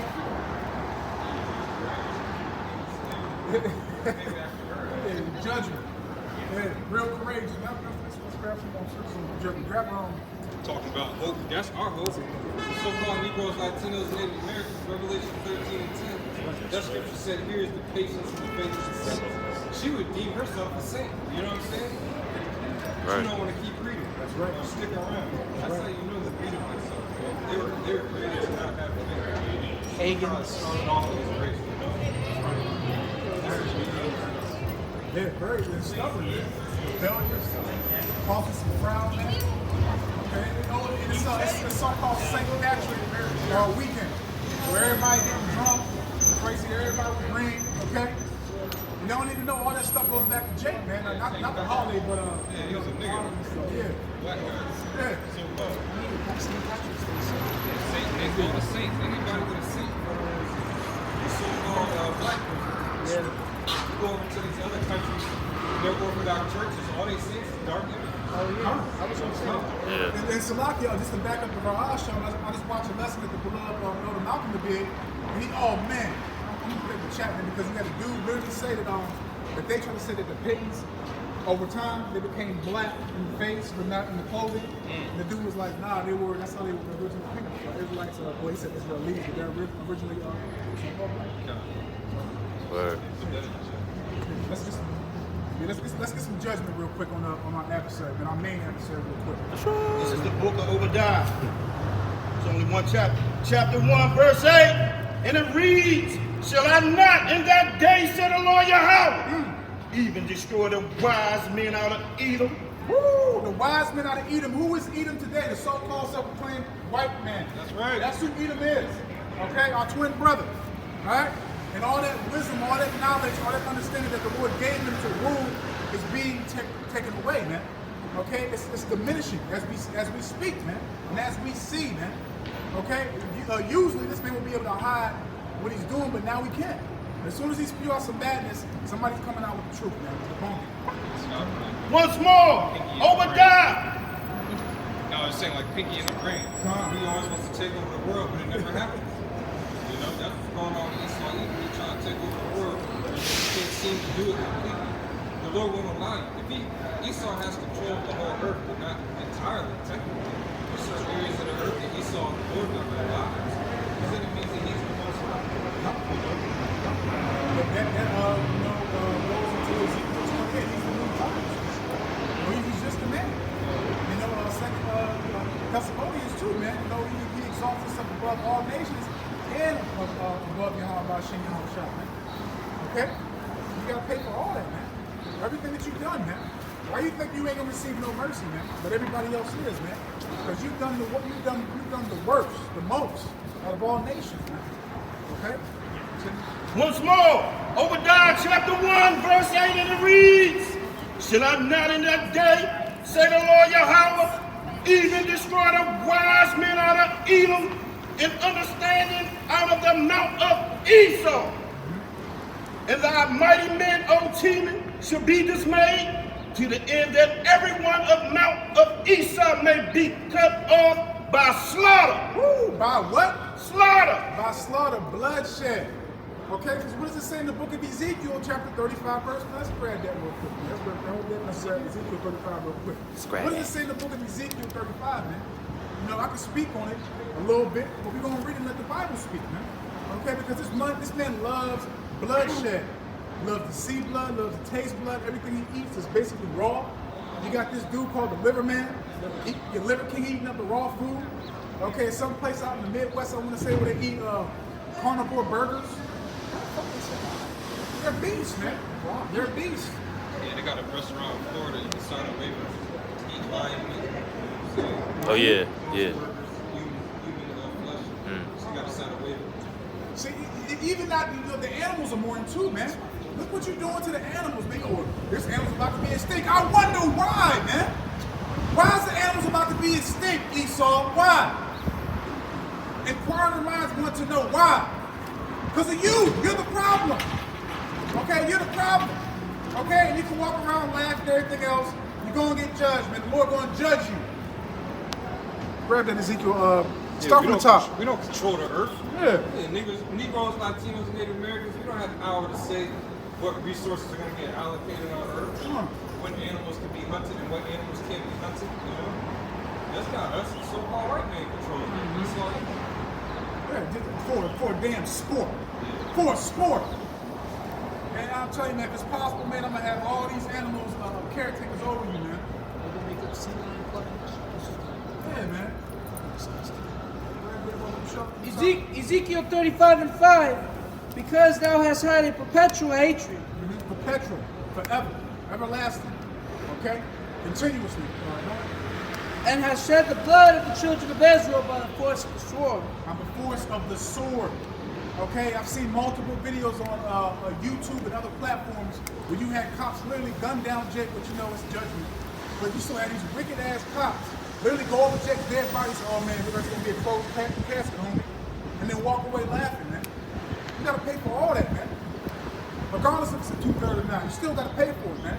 Shoot, before body cams, it was worse. Before they had that square body cams, worse. They chill now. A lot of stuff. Yeah, because they're getting judged for it now. So you got a lot of them quit because they can't do what they want. Okay? And imagine, this is just what we know. Imagine when Yahweh Hashem was revealed to us, man. You think we're angry now? It says in the time of their calamity, in the time that their iniquity had an end. Okay, when we was taken out of hardcore bondage, when the ownership was transitioned, okay, because you're not free. There was this transition from private ownership to the government, man. That's all it is. Why do you think when that happened, you got a birth certificate, a social security card? Basically, when you bring forth a child in this society, in this rulership, in this kingdom, you sign that document to literally give your child over to the 1%ers, the people that wish they're us, that want to be us. That's what you're doing, man. And don't even realize it, man. And then also, you're making that child have debt. How in the hell are you going to be born as a child with debt? This man must be taken out of power, man. But see, how people don't realize this or know this, man. And furthermore, it's all Yahweh Hashem Yahushua. He hasn't opened them up. Continue. Yeah. Verse 6. Therefore, as I live, saith the Lord power, I will prepare thee unto blood. He will do what? It says, I will prepare thee unto blood. Continue. And blood shall pursue thee. And blood shall pursue you. Because you pursue blood. Okay, you gave our people you showed our people no mercy, no remorse. And you walk around proud with your little bird chest in the sky and your nose in the sky too. With goddamn sunblock on. Ain't gonna be no sunblock in the kingdom. Yeah, ain't gonna be no SPF. Yeah, SPF 45 or 166, whatever, man. From the top. It says, yep, since thou hast not hated blood, even blood shall pursue thee. That's right. Continue. Yeah, that reminds me of that curse that's on us. We shall flee out one way, but I was going to chase down 7 ways to go from their face. So that's going to get put on Esau. He's going to try to escape into a cave. And we're just going to appear on the inside of the cave like, what are you doing? Right. Where should you think was going to happen? Right.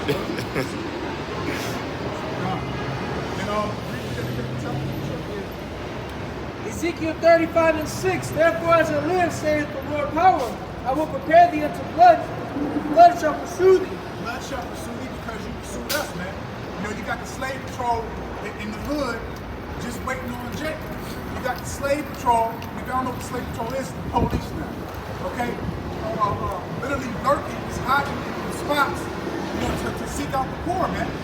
You know, pulling you over, giving you an unrighteous, unreasonable ticket, man. Just to make quarter and also to gain more value for that county. Okay? All this stuff, man. The way this world is ran by these devils, man. Look, man. This is hell, man. How can you be comfortable in this place, man? How can you, even want to wake up to go to work for these red silverbacks, man?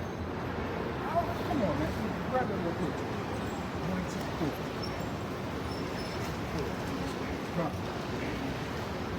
Because this part of curses, man. Okay? These are applies strongly, man. This is the book of Deuteronomy, chapter 28, verse 64. And it reads, and the Lord Yahweh shall scatter thee among all people.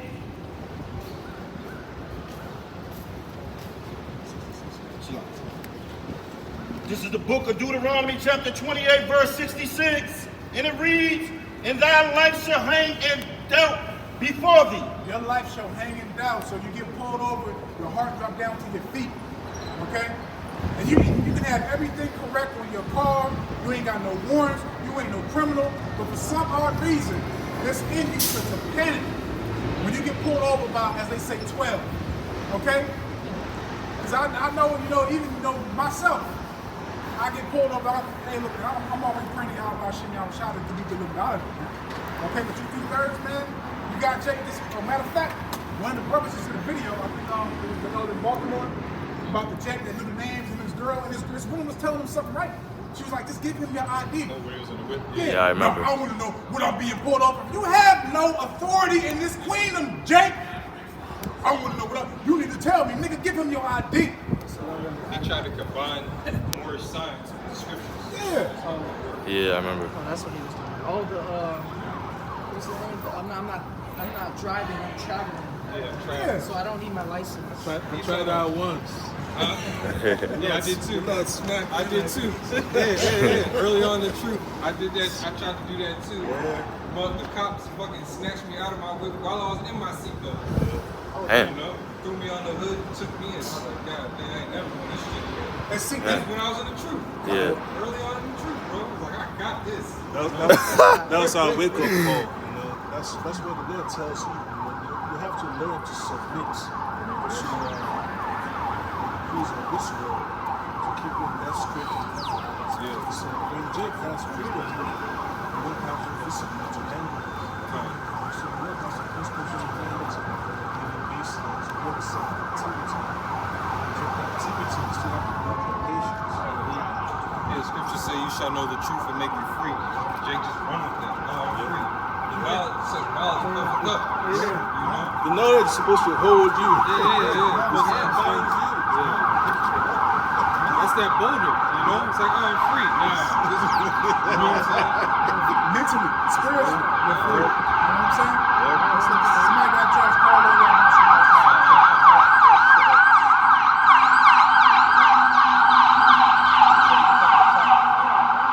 Salaki, that also shows me the elder, Yashimama didn't listen. What the brother just said was an example. Why do you think the Lord person can believe do certain things so they can give you an account of those things on how to go about those things?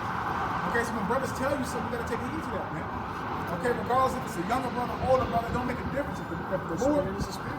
Come, the spirit is spirit. The Lord has put the brother do something. The brother's about to go do something. The brother tell you, take heed to it, man.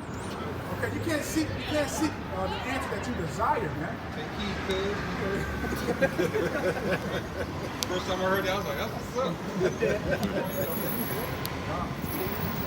We're going to back up to Raj, we just said with the scriptures, man. Grab that. This is the book of Romans, chapter 13, verse 1. And it reads, let every soul be subject unto the higher powers. Louder. You got any questions? From see over there? Listen, good, man. You got any questions at all? Anything that came to your mind? We'll get an answer, brother. Any questions at all? That's what we're here for. Let's marinate. Yeah, if you got something, just let us know. Just let us know. Come.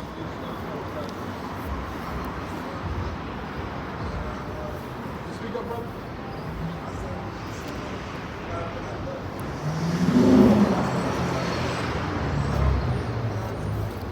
You don't believe God is a man? Well, we can look at the scriptures. Because we go by what the Bible says. And the Bible says in Isaiah verse 8 and 20 that we have to speak these words in the scriptures. And also 1 Peter chapter 4 verse 11, we have to speak the words of the Most High. So we can prove that for you, brother. We prove that the Most High is a man. You have the Lord's Prayer. He's a man. You got the Lord's Prayer. Yeah. The disciples says, Lord, teach us to pray. Come, brother. I think that's on Matthew 5, right? That's what I was thinking. So we'll prove it for you real quick. That's what we're here for.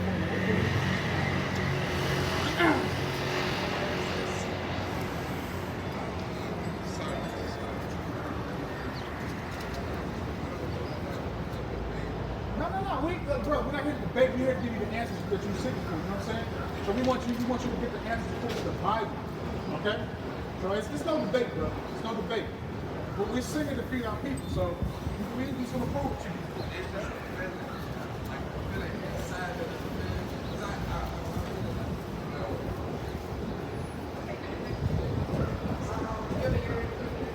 said it's a feeling.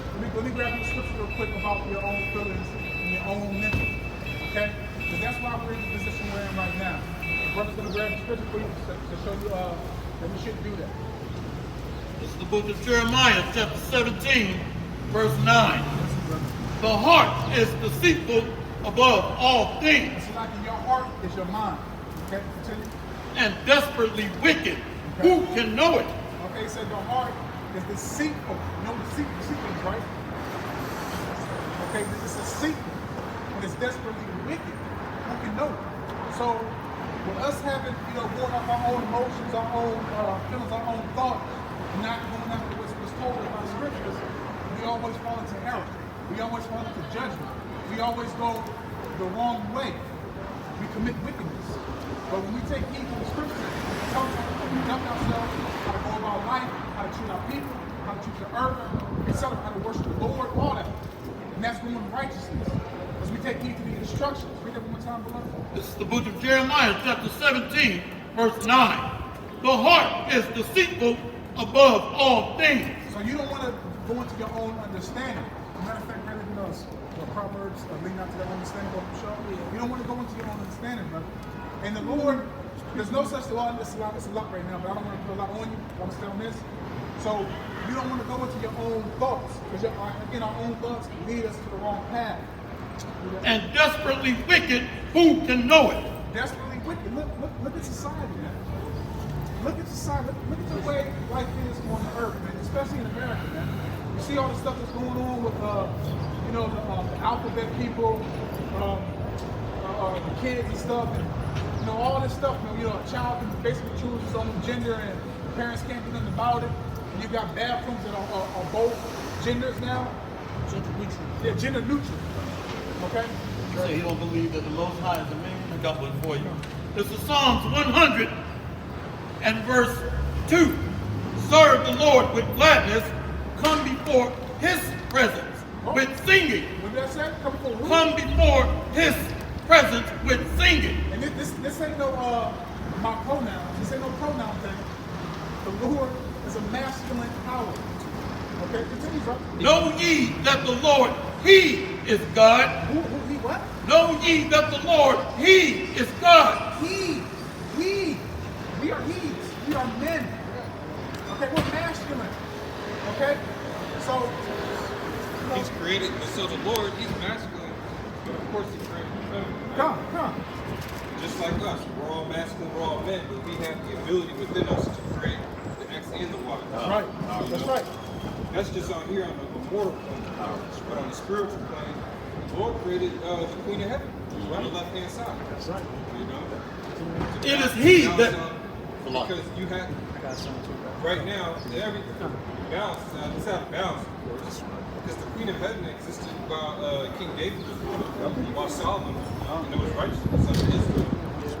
When it comes to true masculinity, But when Solomon went off, what did he do? He started tapping into that femininity. He said he went to go seek out all that stuff. He submitted to the woman. The roles were reversed. It is he that hath made us, and not we ourselves. We are his people and the sheep of his pasture. One more. Enter into his gates with thanksgiving and into his courts with praise. Be thankful unto him and bless his holy name. It's crazy because it didn't say nothing about sheep. It didn't refer to her. Sheep, them. It's he, his.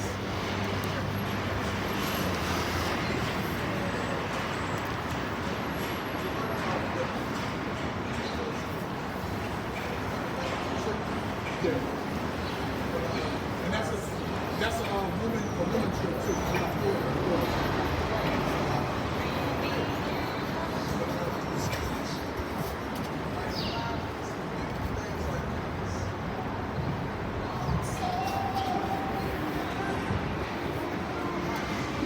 Oh. What you got? See, the one thing, what it is, brother, I don't mean to cut you off, but what it is what you've been taught in this rulership. It's how you've been programmed in your mind. And you also probably been taught that the worship of woman, the woman is over the man, right?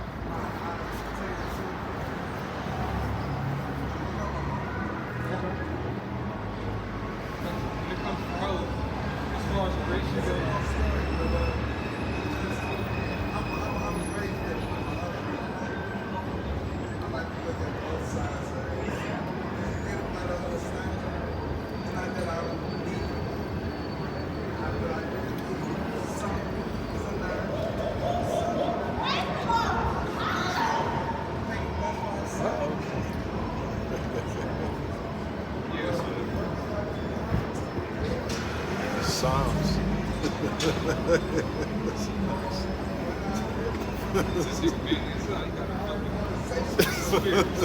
Yo, that's crazy. The spirit can control your mind.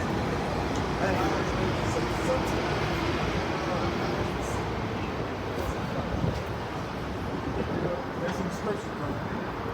Some scripture. Lord got your eyes covered. That's right. And right now, He's trying to reveal things to you. But the main thing you got to do is really you have to listen, learn, take heed. You got to humble yourself.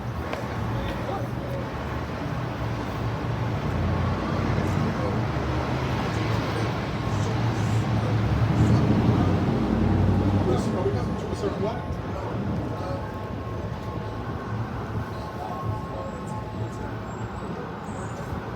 Wrathful God or vengeful? We just say one thing when it comes to colors on a deeper level. Brother, we here for the reason. When it comes to colors and creation, a lot of it is created, everything is created for a purpose. So certain colors, if you allow them to, they'll make you feel a certain way. And that can actually heal you. You know what I mean? Like blue. People say blue is a symbol for what? Hope. The sky is blue. People are hopeful, they'll look up. You know? That's where they, they get it from. Purple.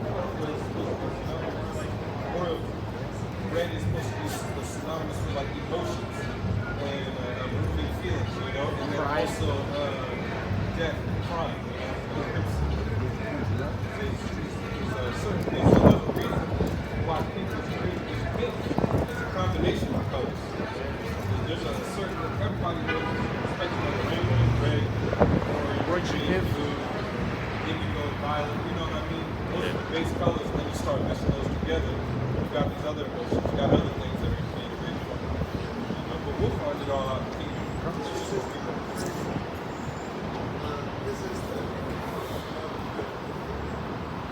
So the what? What you mean specific? What you mean?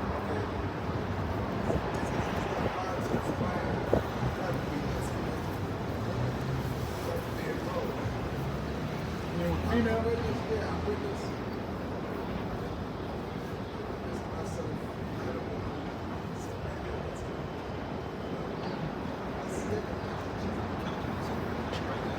Oh yeah, I know what you're talking about. I know. So basically, a woman was made for us. A woman was made to be a servant and put a reference. That's also in the Bible too. The word woman actually means servant. I mean, everything I'm saying, you try to be cool. Yeah, I got an account. If you want to just chill for a second, we'll give you that application. We'll give you the answers. Yeah, get 1 Kings 1 and 1. Yeah, that's read on down. You got some more for if you want to just hear about it. You are right. Women do give you a specific type of women. Yeah. Forgot where it's at. Give you energy, make you feel a certain way. Another type of woman will make you feel certain way. They don't make you feel. So the more important on both sides. I'm going to get this account real quick. Just read all the way down to like verse 7 and 8. This is the book of 1 Kings, chapter 1, verse 1. And it reads, Now King David was old and stricken in years, and they covered him with clothes, but he got no heat. Wherefore his servant said unto him, Let there be sought for my lord the king a young virgin, and let her stand before the king, and let her cherish him, and let her lie in thy bosom. Right, so David was old, and his servants said, all right, let's go get a young virgin.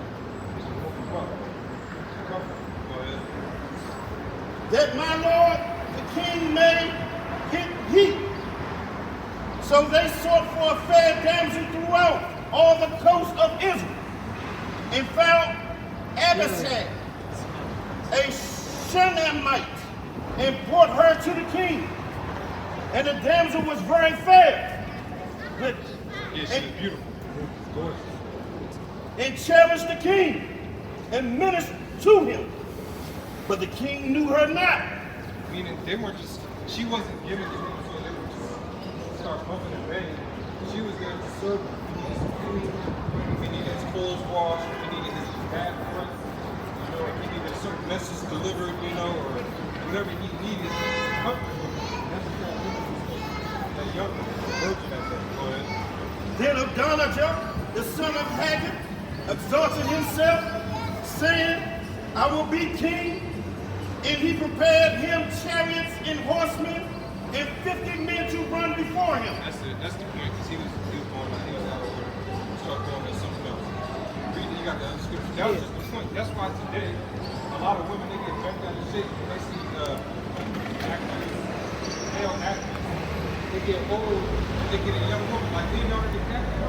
He's always just like 19 to 20-year-olds. You know what I'm saying? Look at this guy, Sylvester Stallone. Jack Nicholson, any of these, who else is older? Bill Murray.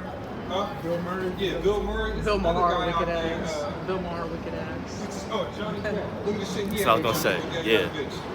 You know, that's on the left-hand side. Yeah. You know? So, there's nothing wrong. She's not wrong. Getting a woman who's younger. With the spirit. Up in the 20s, late 20s, early 20s. You know? Alright. Read that one. Yeah. Sirach chapter 36 and verse 22. Yeah. The beauty of a woman cheereth the countenance, and a man loveth nothing better. Hey, come here. Hey, listen to the scripture. And you know St. Patrick was black. Your people destroyed the images. Yeah, your people. We ruled Europe. St. Patrick was the so-called black man. Alright? But our people weren't taught that in school because your people lied to our people. How about that? St. Patrick and St. Nick. Santa Claus was also a so-called black man. That's right. That's right. So-called white man is a damn liar, man. Bitch! Not supposed to be worshiping these high holy days. You know? He's lucky the power is still on, man. Facts. You know what I'm saying? They St. Patrick's Day outfit. Shut the fuck This up. is a representation of the lost statute commandments. And in those lost statute commandments is a judgment, man. Yeah. Every idle word that comes up against you, you're supposed to condemn. Yeah. He's going to get severe judgment, man. He might go to a job on Monday and they're going to have it written up. You know, and that was his last straw. And his car towed out. Right. Yeah, and his car is towed, his house is broken into. Like, damn it. Yeah, his woman is gone, you know? Yeah, man. You're going to have a nice hole for him in the kingdom. Right. Go ahead, man. Hold on, read that one more time. Sirach 36 and 22. The beauty of a woman cheereth the countenance, and a man loveth nothing better. Yeah, a woman who doesn't have yarn all on her head, a mask on her face, you know? Bonnets on the house. Yeah, gout all on her ankles, you know? A blonde wig and shit. Yeah. Gluing wigs. Yeah, elephant. Damn, it's You know loud. what I'm saying? Let's not talking about that kind of woman, all right? Let's talk about a woman of the ancient times, man. Modest, covered up. Yeah. And not even these head wrap women these days that are liars. They're the You worst. gotta watch out for the women with the head wrap, man. The There's sisters. demons under their head wrap. It's lucky. That's why I did a lesson on that this past week, man. A testimony, man. Two brought it out trying to deal with the truth, man. It was in the truth. It's claiming the truth. Well, one is actually, getting right. The other one just getting his head. Read it real quick. Yeah. It's like, it's like, Yeah, there was a woman like that who was doing it for a while. She was, remember she used to come to the camp out, Quanta, all white. Remember that? I try to remember, but the Lord made me forget. That lady, whenever she came up, at first, when she first came up, you could see her face, and every time after that, you only saw her eyes. And she had questions, but she would email us, and they ended up putting her in a crazy house. Remember that? They put her in a crazy house because she was speaking, she was relaying the words that we were saying to the people where she was living. So they kicked her out and put her in a crazy house. I don't know where she is, but you know, that's a pure example of casting out that pearls for smart. She was stupid, man. I remember the email. this is what happened when Jacob was getting edified, getting fed. These questions. This is what happened. The Edomite came by and asked about where's our St. Patrick's Day attire. This is Mark 4:14. The sower soweth the word, and these are they by the wayside, where the word is sown, but when they have heard, Satan cometh immediately. Yeah, he thinks he's an agent. That might have been an agent. What Edomite in his right mind is going to walk past him? What Edomite in his right mind is going to walk past a bunch of so-called Negroes, Latinos and Native Americans and say something like that? He was hoping that we'd leap on him, you know? And we see you unmarked vehicle over there, whether you're a cop or not, trying to catch us on the boom mic. You know? We're privy to all this stuff, man. You agents, you have no power over us. We can see you coming from a mile away. You know? From a mile away. Go ahead, you can read that. This is Mark 4:14. The sower soweth the word, and these are they by the wayside, where the word is sown. But when they have heard, Satan cometh immediately and taketh away the word that was sown in their heart. Yeah, like you say, that's not somebody in some red spandex. That could be a so-called black woman. It could be the so-called Latino woman. You know, it could be a couple dollars, an extra couple bills. It could be an actual Edomite, you know. It could be you bringing up a memory from what you learned back in church. Anything can sway you. That's why we have to pray to our power, Yahweh Shemel Shai, keeps us on the straight and narrow, man. Because our minds were filthy before we came to the truth. We literally had to be born again with the goo-goo and gaga and figure out how to talk.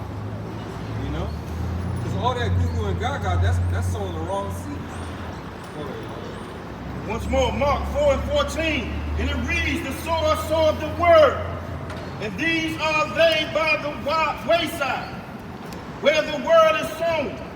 But when they have heard, Satan cometh immediately and take away the word that was sown in their hearts. Yeah, the scriptures talk about adding to your faith patience, you know, virtue. Clearly, he didn't have any virtue or any characteristics of fruits of the spirit, you know. For him to think in his mind that the Heavenly Father is not a man, something's wrong with you. Something is severely wrong. You have a mental illness, man. That's crazy. The scriptures say is him. You know, like you're saying, Lord, yeah, Heavenly Father, you know what I'm saying? Good point. Our Father prayer, man. Yeah. You know what I'm saying? Yeah, our Father. Yeah, I was going to say that too, that Egyptology, Egypt got a heavy, effeminate and woman spirit on it. Yeah. So a lot of that, when he said he's hip, the stuff that he's hip to is this new age knowledge, you know? Stuff that Esau created, all that matters. He broke down the Rosetta Stone. He's the father of Egyptology. You know? This nigga is the one pushing the up. He's the one gotten our people converting to Islam in the jail system. Or whatever, the one fish, two fish, red fish, blue fish, you know? That's what our people believe. This is the book of Obadiah. Esau, it ain't over with. Right. So we forgot. Chapter 1, verse 10. For the violence against thy brother Jacob, shame shall cover thee, and thou shalt be cut off forever. Yeah, how is shame going to cover thee? In the kingdom, yeah, it's going to cover thee. Everybody's going to know what you did to our people.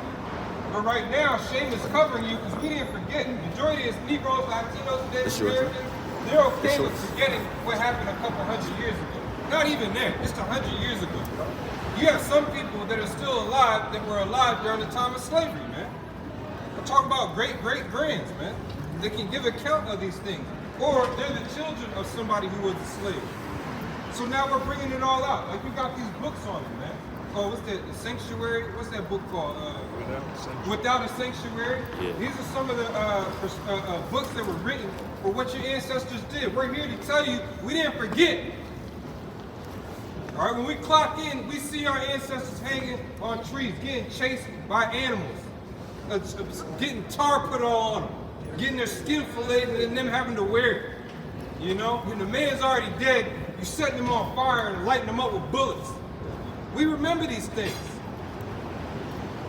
You know what I'm saying? The boss gets an attitude and it's like, all right, I know exactly what you used to do in your past life, especially if it's an Edomite. Go ahead. Verse 11. In the day that thou stoodest on the other side in the day that the strangers carried away captive his forces? Right, because it was a brotherly covenant, man. If you see your brother getting jacked up, you know, even in school, you see your man getting in the fight, it's like, hold up. Nah, I'm dropping everything. I'm hopping in here. If he loses, we both losing. We both on catch up. Look at that. Esau's ass was standing around the corner, you know? Like, oh, that's Jacob getting whacked? Instigate. Hey, come, everybody, come look at this. Come look at this. Go ahead. And foreigners entered into his gates and cast lots upon Jerusalem, even though thou wast as one of them, but thou shouldest not have looked on the day of thy brother in the day that he became a stranger. Neither shouldest thou have rejoiced over the children of Judah in the day of their destruction. Right, and that happened many a times. One of the major times was during what they call the Roman-Jewish Wars. The 70 AD happened, but there were other treacherous wars, man, that happened leading up to that, and battles that were very, very grievous to our people under the hands of who? The so-called white man Esau and Edom. You know? Look up the Roman-Jewish War. It's the book of Psalms 137, starting off at verse 7. Remember, O Lord Yahweh, the children of Edom, in the day of Jerusalem, who said, race it, even to the foundation thereof. Yeah, those are instigating words, meaning destroy everything he's got. Tear down the temple. That's what Esau did in these times, man. Destroy his whole heritage. Don't let him say his name.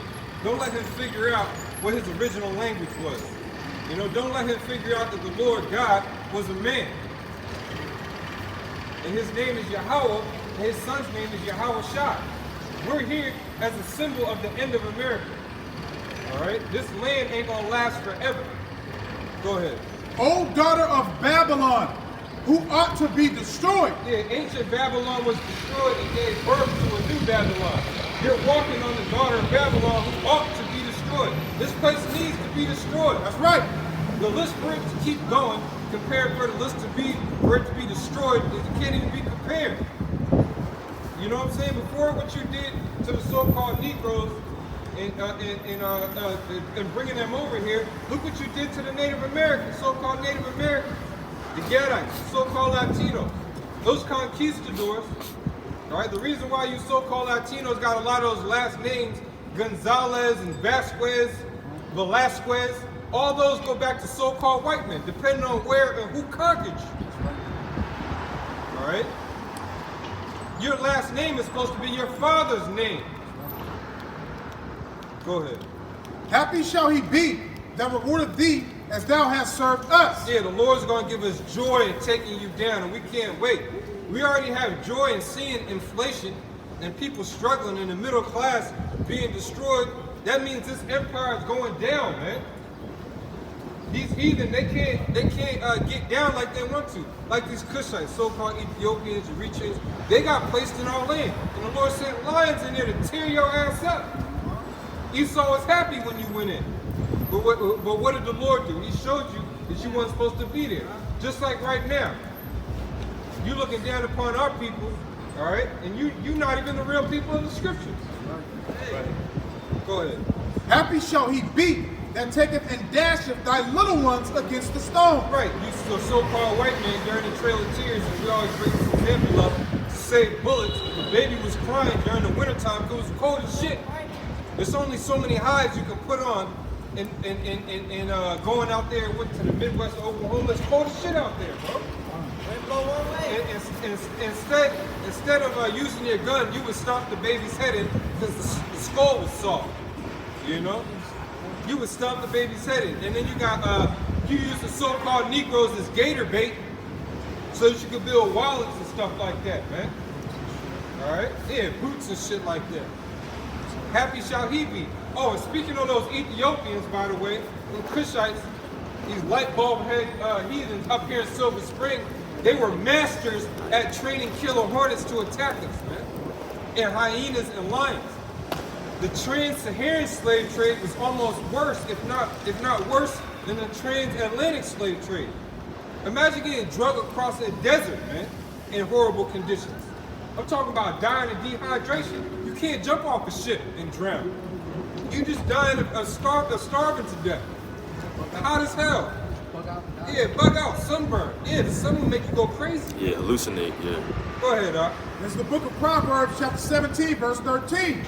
Whoso rewardeth evil for good, evil shall not depart from his house. Yeah, read that again. Proverbs 17, verse 13. Whoso rewardeth evil for good, evil shall not depart from his house. Yeah, read it again, because these people have no idea what the scripture means. Proverbs 17, verse 13. Whoso rewardeth evil for good, evil shall not depart from his house. Man, this is one big ass house, man. It's one big ass prison planet. You know, the big, when they say you're going to jail, you're going to the big house, man. Basically, you know, that's what this place is. Evil's not going to depart from it, meaning bad times. Esau has created a lot of evil times for specific people, our people here in this place. So the evil that he put on us, it's coming right back at you. It's going to hit you financially. It's going to hit you mentally. It's going to hit you spiritually. You know? When everything happened during that mandate and everybody had to stay inside, you people couldn't go to church. Everything was being televised. Everything was virtual. What are you going to do when the power goes out? You're not going to be able to ask your minister questions and your deacon, deaconess, whoever the hell is your spiritual leader questions. It's not going to be able to work. Right. Even Esau Edom, the so-called white man, you're not going to be able to go out here and pray with whoever deity that you pray to. You know? So live it up. Drink as many green beers as you can. Max out your credit cards. You know, and put in your last few investments. This place is done. It's fried, man. Deep fried twice. You know, chicken's real when you put in there twice. Fry it twice. You know, Jake, put it in there once, you take it out, you fry it again. Yeah, extra crispy. Fried hard. You know, Jake, you have to fry it hard. Make sure it's extra well done. If it ain't black, it's whack. You know? Go ahead, bro. This is the book of Isaiah. That's what this place is going to be. It's going to be consumed with fire, man. Blackness. Go ahead. This is the book of Isaiah, chapter 34 from the top. Come near ye nations to hear, and hearken ye people. Let the earth hear, and all that is therein. The world and all things that come forth of it. Yeah, we're a symbol of the end for all these other nations. When you read in Jeremiah 45, 46, 47, 48, it talks about the overturning of our captivity and going on in these other nations. Elam gonna get it, Ham gonna get it, Moab, Ammon, all these nations that surrounded us in ancient times, surrounding us right now. They own all these corporations in the worst neighborhoods in America. Somehow heathens are there with bars on windows taking your money. You know, leaving that area and going back to a nice area. You know? Fucking behind Denny's, you got a goddamn 2024 Acura and Mercedes Benz. You know, the Moabby pulling up to the corner store with Benzes and shit. Chicken spot on the highway, they have nice ass, like, borderline $100,000 sports cars. Yeah, got it. But you know what? These heathens, they think they're better than us. But all you can do is open a cash register at 7-Eleven and close it. You're better than us. You own everything, but all you know how to do is work at a fucking convenience store. Or drive taxi. How great is your people? All you do is know how to sell liquor and cigarettes. But you the best, and eat fucking injera, which is good, by the way. I like injera, bro. They eat the Kushite injera, not the American injera. Oh, okay, yeah. Yeah. Go ahead, bro. God. Verse 2. For the indignation of the Lord Yahweh is upon all nations, and his fury upon all their enemies. Yeah, there's a scripture that says, what nation hath not had part? What's that? Maccabees? Yeah. Okay. Yeah, what nation hath not had part in her downfall?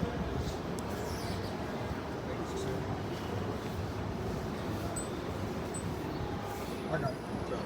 There's the book of 1 Maccabees, chapter 2, verse 10. What nation have not had a part in her kingdom and gotten of her spoils? Yeah, it's like a rhetorical question. It doesn't need to be answered at that point in time, you know? Right. By the time Maccabees happened, Egypt already had their fix, Assyria had their fix, Babylon, the modern day Ethiopia had their fix, the Persians and the Medes, the so-called Afghanistan, Iran, East Indians, they all had their fix. They all said, you know what, I'm gonna walk in this temple, I'm gonna take this gold, and I'm gonna make a woman, a half man, half woman out of it. They all have their part. Oh, and while I do this, I'm gonna make sure I shed blood. You know, because Esau Edom is not the only one that tried to destroy our heritage entirely. This is the book of Psalms, chapter 83. Verse 1, and it reads, keep not thy silence, O power. Hold not thy peace, and be not still, O power. For lo, thy enemies. That starts off with a curse, man. David is singing about judgment. Please, you know, be not still. Basically, come off your throne and wreak havoc, man. He's going to give you the reason why. For lo, thy enemies make a tumult, and they that hate thee have lift up thy head. Yes, you know that saying, keep your friends close, your enemies closer. It's funny that that's a saying because all of our enemies were literally on our borders. You know what I'm saying? You get Zephaniah 2 and starting like verse 6 or 7. Go ahead. They have taken crafty counsel against thy people. Yeah, they sit together, they have their summits, and they sit and they talk. In ancient times, they get into it, they would sit in a long table, and they had the map out and say, you know what, if we make this move, or we make this move, they won't be able to go this way. Same thing in these times. They got these legislations fucking 300 pages on one topic, you know? The downfall of our people, how to keep them in subjection. Hey, if they take Section 8, that means that they can't do this. If they take EBT, or if they take the man out of the household, then they can't do this. You know? Go ahead. Continue. They have taken crafty counsel against thy people, and consulted against the hidden ones. They have said, come, and let us cut them off from being a nation, that the name of Israel may be no more in remembrance. Yeah, that's the MO. That's what all the nations did, because they knew if we were taken away in our remembrance, they have a shot at rulership on earth. You read that in the book of Judith. These other nations always know. Oh, and Balaam, all right?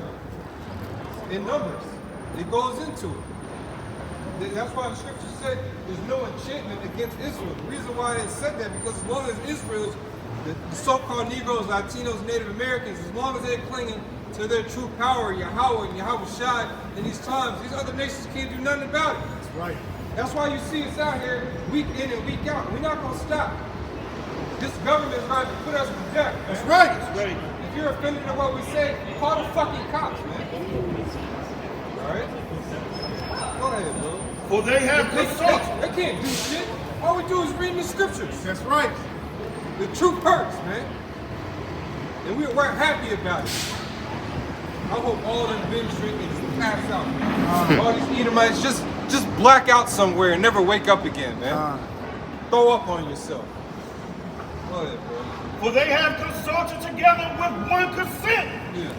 They are confederate against thee. Yeah, the so-called Asian man, he walks around like he's an Edomite, bro. Yeah. They think they're Edomites.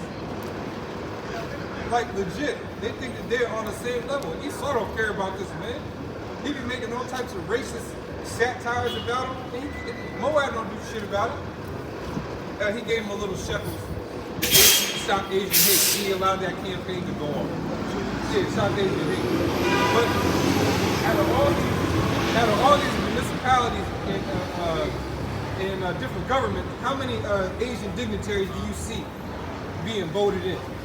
It's either us or them, the Edomites. You don't see these other races by the masses. Right. Or you see an Ethiopian governor. That nigga ain't trying to be a governor over no damn state.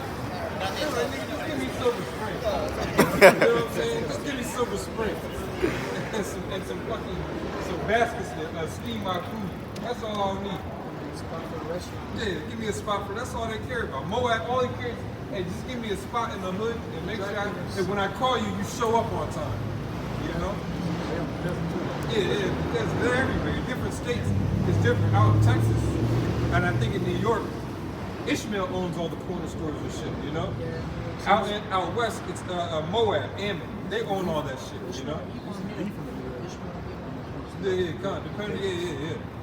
Jake will sometimes be in there. If I see a so-called Negro, Latino, or Native American at a 7-Eleven working, that's surprising. It's like, how the hell did these heathen allow you to get through the job application process, you know? Yeah. That's how it is. The rather have you up front, you found Yeah. Yes. Go ahead. what's going to happen at the end of the season so far?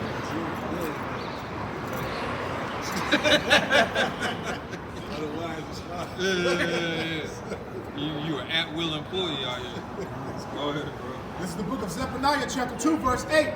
I have heard the reproach of Moab and the revealings of the children of Ammon, whereby they have reproached my people and magnified themselves against their border. Right, it says they magnify. Now, that wasn't just, oh, we're just going to stretch our border, build a couple of houses. Nah, it's talking about what's like how they doing over there in the land of Israel today with the West Bank and with Gaza. That's what Moab was doing to us, man. Slaughtering our people. As long as our people weren't doing what they were supposed to do, Moab said, all right, bet, we're gonna move up these mountains a little bit and we're gonna take this spring. We're gonna take this land. We're gonna take your flock. You know, some of your flock wandered over into our borders. That's our flock. You know? And they did it with wickedness, man. Praying to what's they got? Ashtaroth? Chemosh, that's right. Chemosh, that's their God. They were praying to Chemosh and taking us down, magnifying their borders. The Lord said he heard that reproach. The Lord's going to bring that back. That's right. Go ahead. And they had us in slavery. Who's that? King Eglon had us in slavery for like 18 years. Go ahead. Verse 9. Therefore, as I live, saith Yahweh of hosts, the power of Israel, surely Moab shall be as Sodom, and the children of Ammon as Gomorrah. Right. And what happened to Sodom and Gomorrah? They got destroyed with fire. Moab and Ammon are your modern day Japanese and Chinese. And all the clans that fall underneath of them. The Lord said they're going to be like Sodom and Gomorrah, Aki. Sure. That's destruction. China got these supersonic missiles. What if that shit malfunctions and part of China gets blown up? That's going to happen, man. A lot of it's going to be exhausted, but some of it's going to be for destruction upon your own self. Oh, and by the way, the so-called Chinaman, he did not build the wall of China. Yeah. That was our people that built that wall. Right. There's no way that man knew how to do that. He couldn't keep his eyes open long enough to do that shit. They was keeping out too. Yeah. Go ahead, bro. John, verse 9. That was our people, though. We built that wall. Going back in the ancient times, the first samurai was a so-called black man. Yeah, I put it in the chat. I'll look it up. Go ahead. Finishing off on verse 9. Even the breeding of nettles and salt pits and a perpetual desolation, the residue of my people shall spoil them. Yeah, the residue, meaning everybody. When the 2/3 comes back as an elect, he's going to spoil them. That's right. There's a specific prophecy about Benjamin. It says, in the morning thou shalt divide the spoil. That doesn't mean he's just going to divide it with his tribe. Everybody's going to get it. It just means Benjamin going to have a major part in dividing it, which also, too, where Benjamin's lot is in Jerusalem. So everybody's going to have to come to Jerusalem, you know? It's all spiritual. Yeah. Yes, we're also with. Jesus is a new Go ahead. Go ahead. Okay, and the remnant of my people shall possess them. This shall they have for their pride, because they have reproached and magnified themselves against the people of Yahweh of hosts. The Lord Yahweh, Ba'ashem Yahushua, will be terrible unto them, for he will famish all the gods of the earth, and men shall worship him. Yeah, Chemosh. We're going to have a major task in going throughout the whole earth and destroying all these images, man, these idols. Like that big-ass golden Buddha, I think it's in Thailand, where thousands of people meet and sit down. Or Cambodia, and there's like a light. I saw it on that documentary that Will Smith was doing called One Strange Rock. Well, actually, it was every episode is a different celebrity narrated. But in that, they showed that big-ass Buddha as one of the wonders of the world or whatever. That shit gonna be kicked over, man. Go ahead, Al. For he will famish all the gods of the earth, and men shall worship him. Yeah, when something's famished, you don't have power. When you're hungry, you can't just get up and start running. You know, you have to eat for 2.5 days. There's no way that you'll be able to do anything. That's what the Lord's going to do to the power of these other gods, like Chemosh, man. Chemosh is going to be free. Go ahead, Al. God. everyone from his place, even all the isles of the heathen. Ye Ethiopians also. Right, You ain't been left out. Read that part again. Come. Ye Ethiopians also. Right. Ye shall be slain by my sword. Yep. And he will stretch out his hand against the north and destroy Assyria, and will make Nineveh a desolation and a dry like a wilderness. Yeah.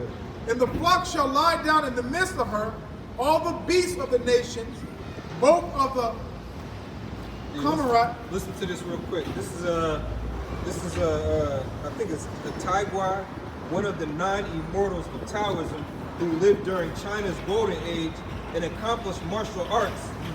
Taiguai was known as the Iron Staff Immortal, hand-painted on silk, early Yuan dynasty, 13th century CE, photo courtesy of Wayne B. Chandler, and I get this on here. All right, and he looked like a Jake. You know, if he was to get profiled, he would be considered a so-called Negro.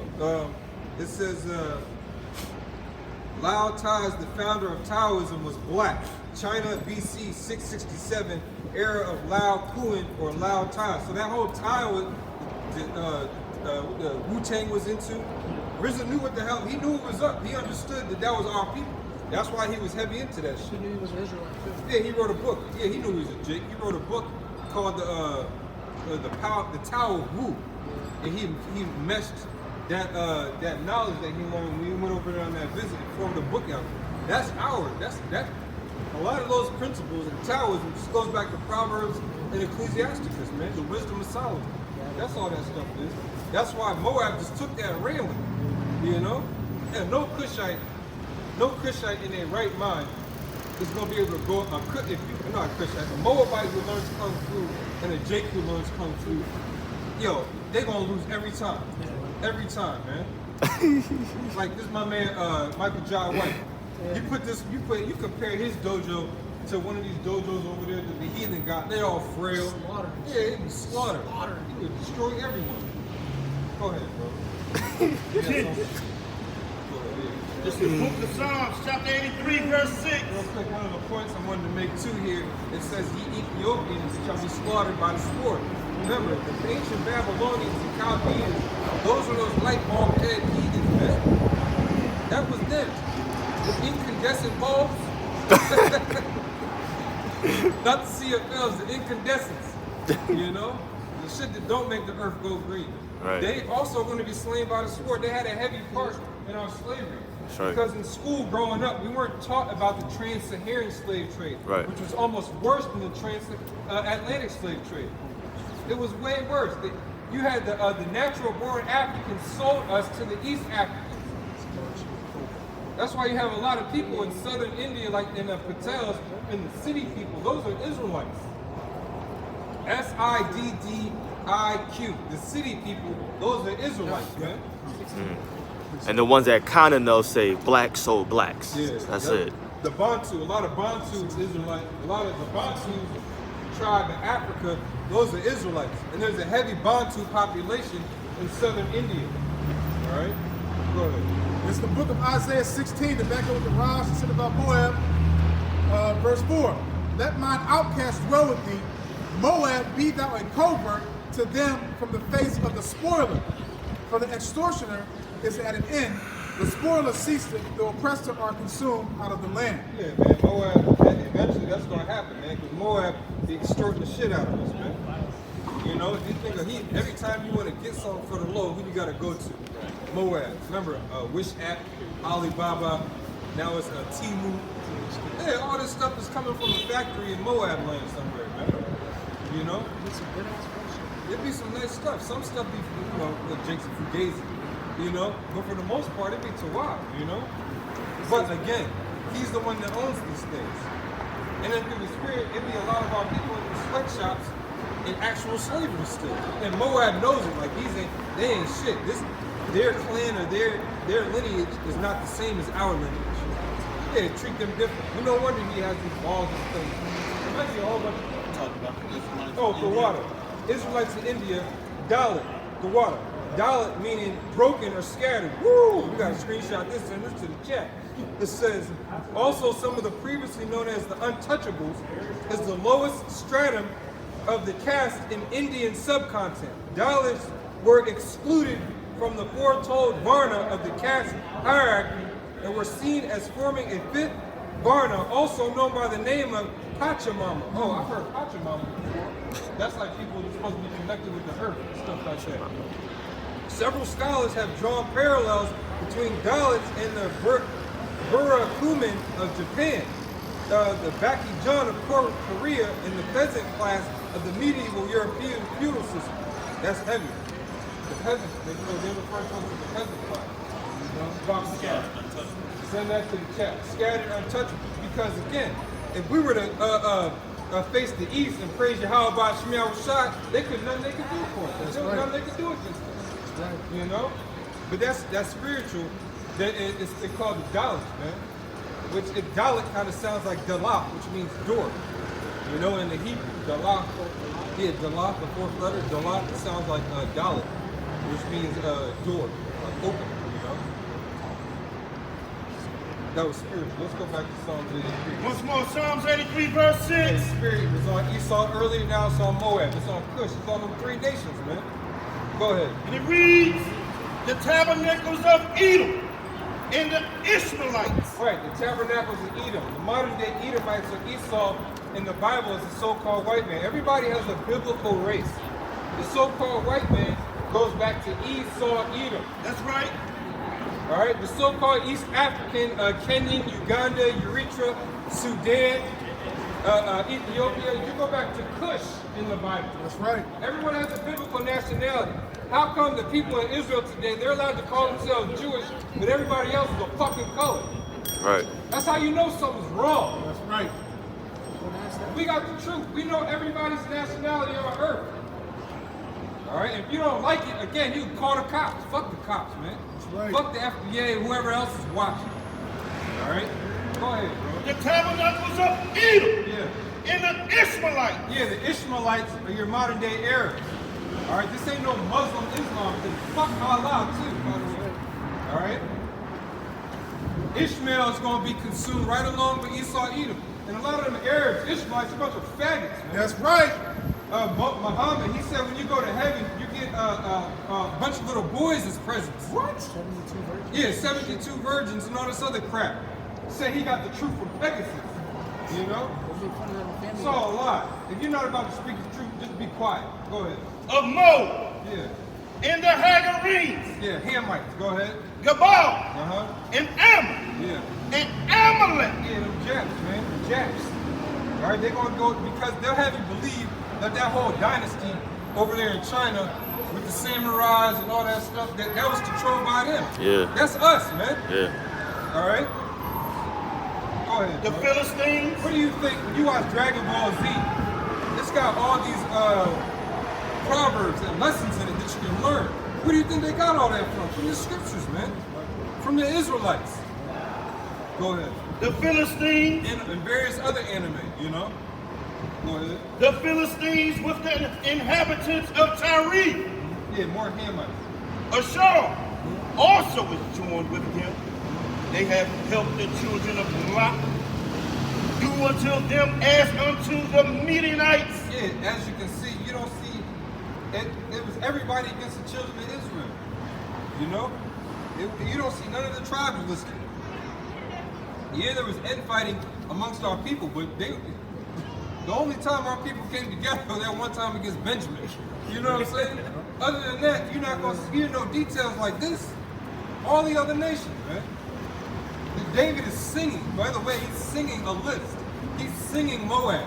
You know what I'm saying? Singing Ishmael. Go ahead.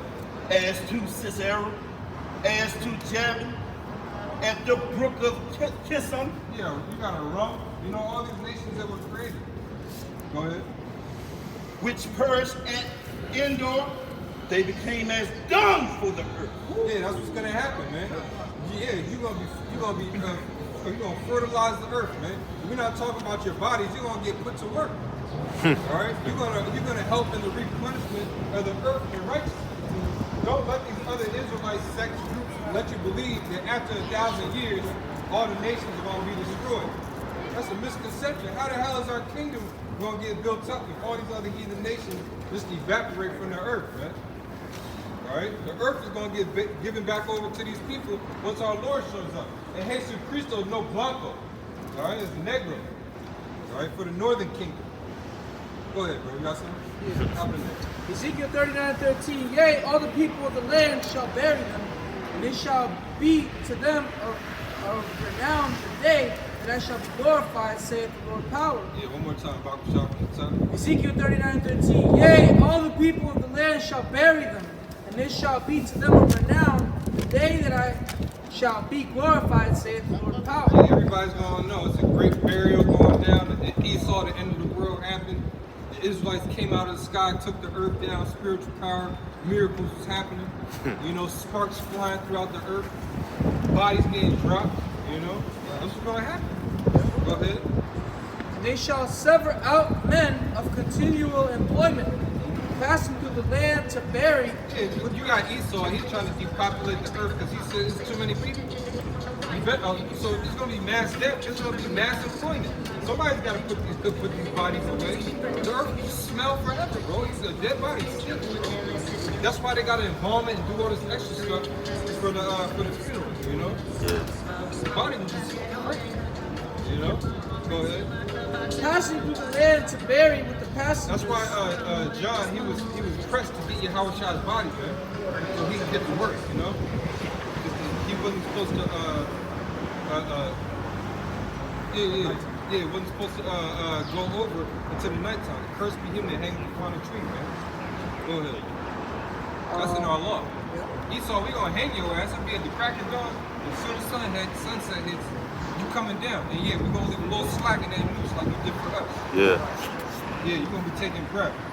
Go ahead, bro. Yeah. It says passing through the land. We're gonna put you in a tube so you can just breathe in CO2. You know? Hang you inside of a fucking tube. Bug out for God. Yeah, bug out. Go ahead, bro. It's gonna be Fear Factor in the kitchen. That's right. Remember that show, Fear Factor? Yeah, I remember that. Yeah, non-stop, continual Fear Factor. Go ahead. Passing through the land to bury with the passengers those that remain upon the face of the earth to cleanse it. Yeah, you're gonna have Edomites dead on the top of a mountain in Russia. You gotta get buried.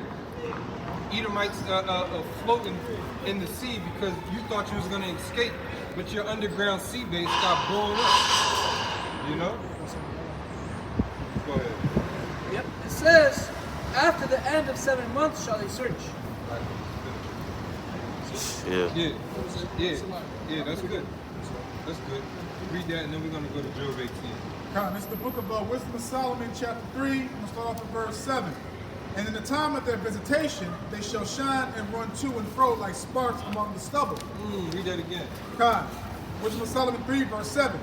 And in the time of their visitation, they shall shine and run to and fro like sparks among the stubble. Yeah, that's the visitation of the elect, man. When the elect comes back, it's going to be the spiritual power. You have the God saying, Heavenly Father's not a man. You're going to see his elect men come back, man. True. You're going to see the sparks. We're going to be moving faster than the Flash. Remember, it took the Flash a while to run, to travel through time. You know, but we're not going to need to do that. Time's going to slow all the way down. All right, it's going to slow all the way down. The days are going to seem a lot longer in the kingdom, man. That's right. Yeah. And we're going to be moving like sparks. You're going to appear, Shalom. You're going to move real quick to a brother's lot. You're going to be there instantly, man. Yeah. Go ahead, man. Now, verse 8. They shall judge the nations and have dominion over the people. Oh my goodness. Judge the nations and have dominion. That's complete bullshit. That's dominion means you are dominating, man. That's what Esau's doing right now. He wishes he could move like a spark. That's how you know the mighty men of Teman are famous. The Moabites, these niggas got a bullet train. Where the hell is Esau's bullet train? Right. You know? How come I can't travel to California in an hour and a half? Even on a plane, it takes like 6 or 7 hours to get to California, man. Yeah. Go ahead. And their Lord Yahweh, Ba'ashem Yahushua, shall reign forever. They that put their trust in him shall understand the truth. And such as be faithful in love shall abide with him. For grace and mercy is... Shall read that verse one more time. God. Wisdom of Solomon 3, verse 9. They that put their trust in him shall understand the truth, and such as be faithful in love shall abide with him. Yeah, if you put your trust in Yahweh Shemiah Shai, you'll understand the truth. That's one main reason a lot of our people, they can't get the concept of why we're out here. You know? It's very hard for them. Go ahead. For grace and mercy is to his saints, and he hath cared for his elect. Right, he has cared for his elect, and his elect is going to get that power. That's right. To move like sparks. Keep on going. Verse 10, but the ungodly shall be punished according to their own imaginations, which have neglected the righteous and forsaken Yahweh Shemiah Shai. Yeah, they're not going to have the same joy and benefits that the ruling class, I'll say the ruling class, those who get delivered of the church of the firstborn are going to have when slavery first starts, man. Right. You're not going to get that. You didn't do what you were supposed to do in this time. You was buddy-buddy with the enemy. Why would the Lord allow you to get him first? Because you was loving his ass on this side. Yeah, that's two dubs. Yeah, that's you one on this side and you one on the field. That's not allowed. We would have beef with that. I would have a problem if the nigga was out here winning it, you know what I'm saying, making deals with the world and taking dubs non-stop, selling his soul to the nanny goat. You know what I'm saying? And all of a sudden, last minute, you know what I'm saying, he's just like, hey man, like, nah, man, then you get into the kingdom and he's winning too, like, no. You telling me I could have just, and I still would have been here. It defeated the purpose, right? The Lord is righteous. He's a righteous power. He's not gonna. He said the ones that laugh now are gonna cry later.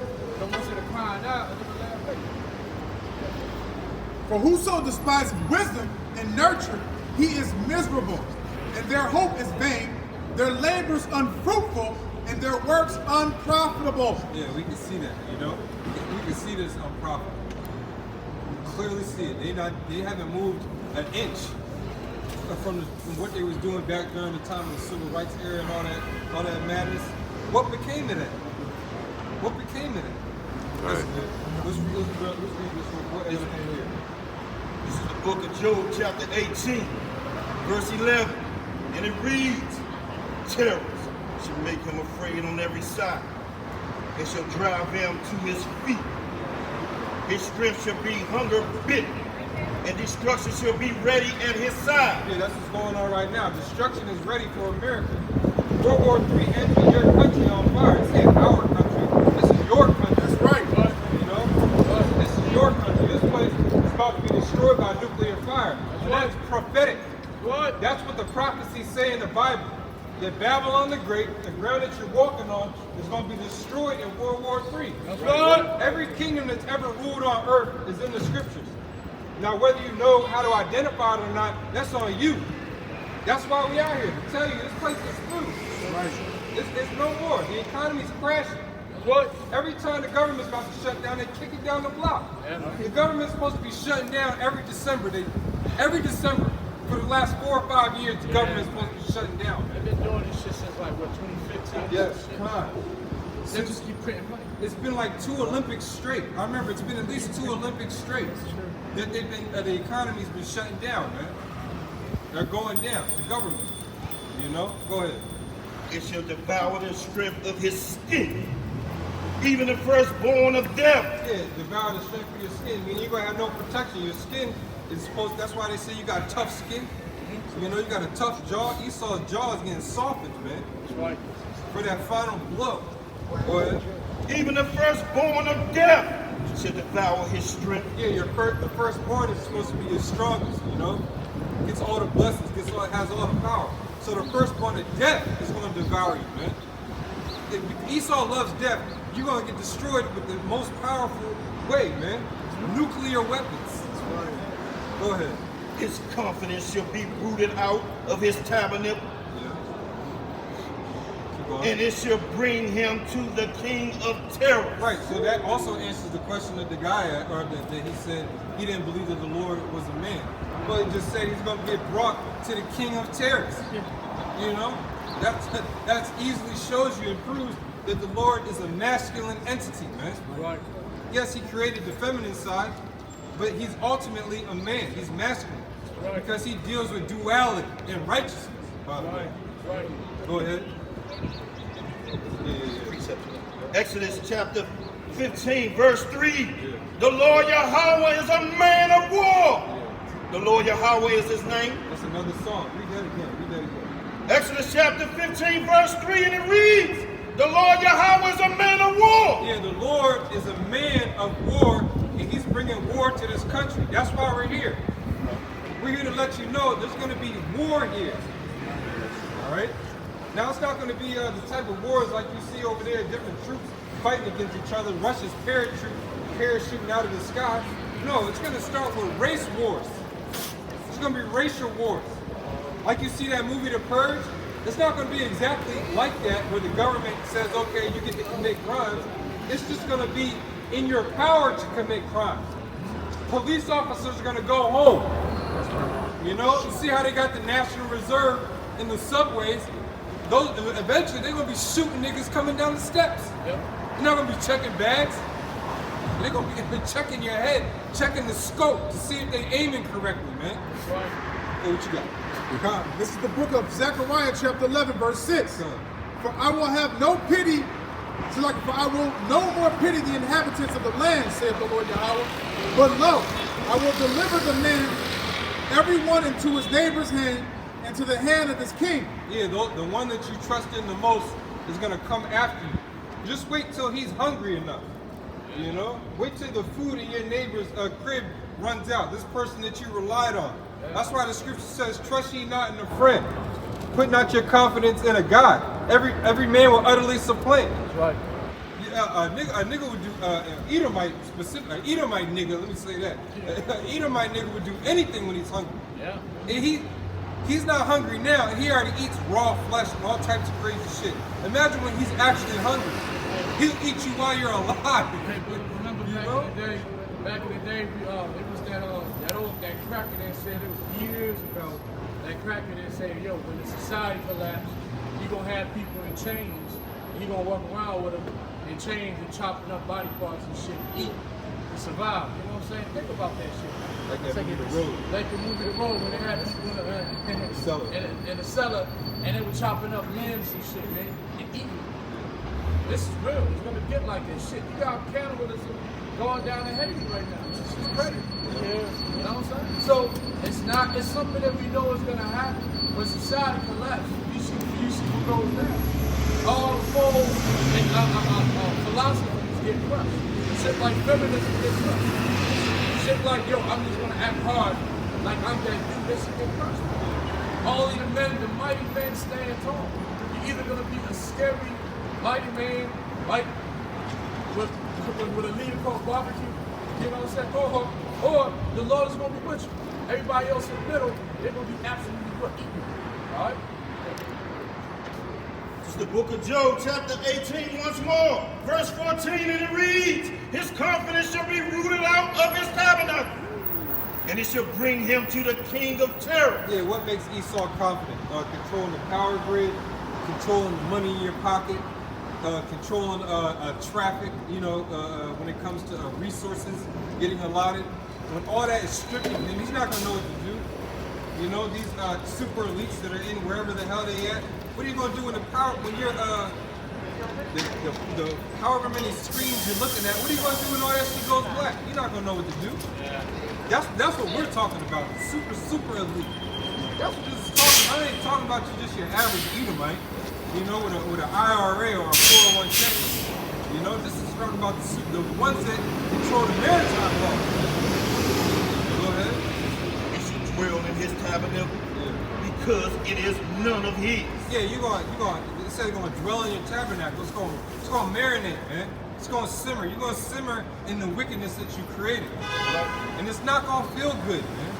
It's not going to feel good. Go ahead. Brimstone shall be scattered upon his habitation. Yeah, this is the point that I want. Read that again. Brimstone shall be scattered upon his habitation. Yep. His roots shall be dried up beneath, and above shall his branch be cut off. That's nuclear destruction, man. The brimstone, the only thing that could destroy a whole tree in its roots is that nuclear fire, man. It has to be some type of great machinery to do that. You know, and man, how the hell is somebody gonna try to take down like a redwood tree? A redwood tree would be very difficult to take down with a normal chainsaw, you know? It would take some heavy machinery to do that, all right? And we the biblical Israelites, you see a nationality on here, this is what the so-called white man has given us. These are our biblical nationalities, all right? According to our prospective tribes. The God that we pray to is Yahweh and Yahushua. All right. I just want a question with they say Yeshua, Yahweh, and Yahweh. Yeah, the true names are Yahweh and Yahushua. Those are the names. What about Yahweh? I think it's Yahweh. There's no V in the Hebrew. In the ancient Hebrew, there's no V. Here you go. You can just read it. Here you go. They try to make this like man and woman. They try to say it's for man and woman. You can take a picture. In our language, also too, brother, our language is read from the right to the left. So only here in the West, where everything is from the left to the right. And do y'all study in the sin itself? What's that? Like the language? Yeah, we study the ancient. We just study Hebrew. We study the Hebrew, the ancient language. Yeah, we study the names again are Yahweh, that's the Heavenly Father. People say Yahweh, Yahweh, Yahweh and Yahushua. They got moving on there. Yeah, Yahweh is only 12 tribes. All 12 tribes, huh? Yeah. Ephraim is the so-called Puerto Rican. And Benjamins are Benjamites, right? Yeah, that's right. Well, you said it right. Benjamites, West Indians, so-called West Indians. Yeah, there you go. You hit, bro. Yeah. All right. Pray to those names. When all hell breaks loose, call on the names in faith. The Lord will protect you if you believe. If you truly believe, the Lord will work out for y'all. All right, yeah, that's right, brother. Make sure your spirit's right. Shalom. Job 18, verse 16, and it reads, his roots shall be dried up beneath, and above shall his branch be cut off. Yeah, after America's destroyed, ain't gonna be no more CBDC, blockchain, you drinking 12 green beers on St. Patrick's Day, getting dressed for Easter in a few days. Ain't gonna be no more of that shit. Every facet of America is gonna be destroyed with America. When it's destroyed. Yeah, no more mini skirts, no more cleavage. All right, no more women over the man. All right, no more Super Bowls, no more World Series, no more American Pie. You know, no more of that shit, man. All that stuff is gonna be destroyed when America's destroyed. You gotta hit them where they believe, what they love. You know. Go ahead, bro. No more debit cards, no more 4-number pins. Please enter your pin. You know, please wave your phone over the machine. You know, no more double clicking the home button, man. Go ahead, bro. His remembrance shall perish from the earth. That's right. That's future prop. The only person that applies to is Esau Edom. Job or Awayab in the Hebrew persecuted. He knew exactly who he was talking about. And again, that doesn't go for the other nations, Nate, and all you other guys that say that crap, man. Go ahead. Once more, his remembrance shall perish from the earth. Right. And he shall have no name in the street. That's right. No more Edomites, man. That's why I'm out here fighting. For no more Edomites. That's worth it. You know what I'm saying? That's worth it. No more Edomites? That means, like we always say, no more alarm clocks. You know what I'm saying? No more TVs. No more fiber optics, you know? No more fucking ringing in your ear because the TV comes on 2 apartments away and shit, you know? Yeah, no more living in stacked up boxes. Yeah, no more living on top of each other. This is bad shit. You sleep, you can't sleep at night because the neighbor's killing his wife all night. Yeah, no more of that crap. No more colleges, universities, no more of that shit. And no more of that bullshit. Yeah, no more of that madness, man. Go ahead, bro. He should be driven from light into darkness. Yeah, driven from light into darkness. Right now, the so-called white man, you're in your light. You know, you're in your power. Enjoy it. Like I said, drink all the green beers you can. Make all your investments that you need to. You know, vote for whoever you want. Do everything. Do it with joy in your heart. You know, because eventually you're not going to be able to line up at the polls. You're not going to be able to be behind 2 or 3 people at the bar, waving your hand, trying to get a drink. You're not going to be able to do it. Or walking up and down the block with your tongue out, drooling, drunk as hell. You know, go ahead. Once more, he shall be driven from light unto darkness, and chased out of the world. That's it. Hey, that's it. Hey, you so-called white people, you need to be chased out of the world. You know, you look what you've done to the earth. The so-called Negroes and Latinos, Native Americans, we don't own anything. You own everything. That's right. So if the earth is fucked up, it's your fault, not That's ours. right. Our people, yes, they're self-destructive, but you created that shit. That's right. The Lord gave you the power to self-destruct. You just gave that and pushed that upon our people. The Lord is going to destroy this land. That's right. All right, very soon. Everything that's happening geopolitically in the earth ends with America, man. The dollar is finished. All right? Let's Panya Hakra, double which means face the east, and give all praises to Yahweh, Hashem, Hashem, yeah, what you just heard was all praises to the Heavenly Father, Yahweh, in the name of His Son, Yahweh Shai, who the world ignorantly calls God and Jesus Christ. In the name of the Holy Spirit, Rakah HaKadosh.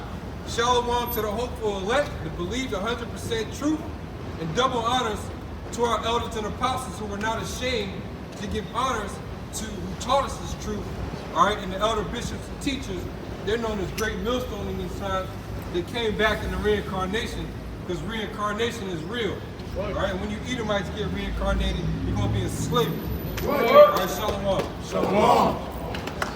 Woo, fire.